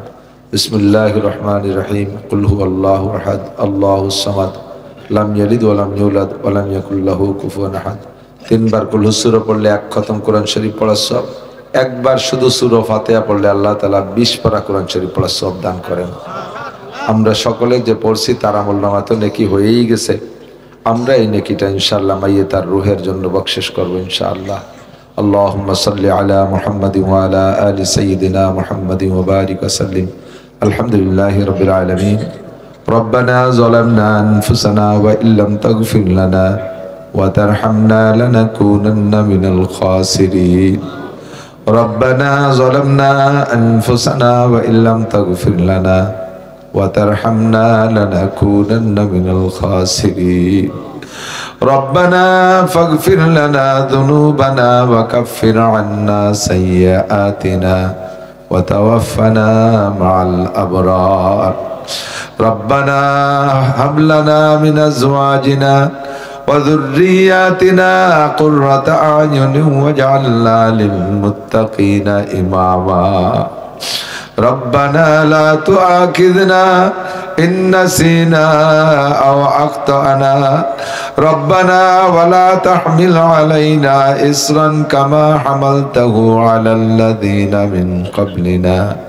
ربنا ولا تحملنا ما لا طاقة لنا به. واعف عنا واغفر لنا وارحمنا أنت مولانا ফানসুরনা আলাল কওমিল কাফিরিন। আয়ে মেহেরবান আল্লাহ, 2 দিন ব্যাপী মাহফিলের সমাপনী দিন, রজব মাসের প্রথম রাত, জুমার রাত্রে তোমার হাজার হাজার নেককার দিনদার ইমানদার পরহেজগার বান্দা বান্দীদেরকে সাথে নিয়া আল্লাহ মজলিসের মধ্যে সবচেয়ে বড় গুনাহগার আমি শাহী দরবারে ভিক্ষার দোকানে হাত তুলেছি। আল্লাহ, আমাদের জীবনের সমস্ত গুনাহ খাতা তুমি এক্ষুনি ক্ষমা করে দাও। গুনাহে বেআদদ রাবার বস্তম, হাজারাবার তওবা শিকস্তম, ইলাহি গরক দরিয়ায়ে গুনাহম, তুমি দানি খুদ হস্তি গওয়াহ, জিমনদারদ সগে নসরানিয়ার কে হস্তু বে গুনাহ মন গুনাহগার। ও আল্লাহ, আমি এত বড় গুনাহগার, আমি এত বড় অপরাধী, আমার গুনাহ দেখে কুত্তায় পর্যন্ত ঘৃণা করে। আয় আল্লাহ, আমি এত বড় অপরাধী, আজকে তোমার কাছে এসেছি মালিক, তুমি ডেকে নিয়ে আসছো এই ময়দানে, আমাদেরকে অপমান করে খালি হাতে ফিরাই দিও না। আয় আল্লাহ, যত গুনার আলোচনা এখানে করেছি সব গুনাহ আমরা করে থাকি, কতবার যে তওবা করেছি, নফস শয়তানের কাছে হেরে যাই, আবার তওবা ভঙ্গ হয়ে যায়। আজকে তুমি শেষবারের মতো ক্ষমা করে দাও। আয় আল্লাহ, আজকে তুমি শেষবারের মতো ক্ষমা করে দাও। আমাদের মোহাব্বতের আব্বা, জনম দুঃখিনী মা অনেকের কবরে চলে গেছে। দাদা দাদি আমাদের জন্মের পর কত খুশি হয়েছিল, কত আদর করত। দাদা দাদি নানা নানি আমাদের বড় ভালোবেসেছে, আল্লাহ তারাও কবরে চলে গেছে। আয় আল্লাহ, অনেকের মোহাব্বতের স্ত্রী চলে গেছে, অনেকের মোহাব্বতের, অনেক মহিলাদের মোহাব্বতের স্বামী কবরে চলে গেছে, তারা হাত তুলেছে। আল্লাহ, আয় আল্লাহ, ভাই ভাইয়ের জন্য হাত তুলেছে, বোন বোনের জন্য হাত তুলেছে, আব্বা সন্তানের জন্য হাত তুলেছে, সন্তান আব্বা মার জন্য হাত তুলেছে। মালিক, আমাদের দোয়ার ওসিলায় সমস্ত মরহুম মুর্দাগানদেরকে তুমি এক্ষুনি ক্ষমা করে দাও। আয় আল্লাহ, যাদের কবর আযাব হচ্ছে তুমি এক্ষুনি বন্ধ করে দাও। আশেপাশে 2টা কবরস্থান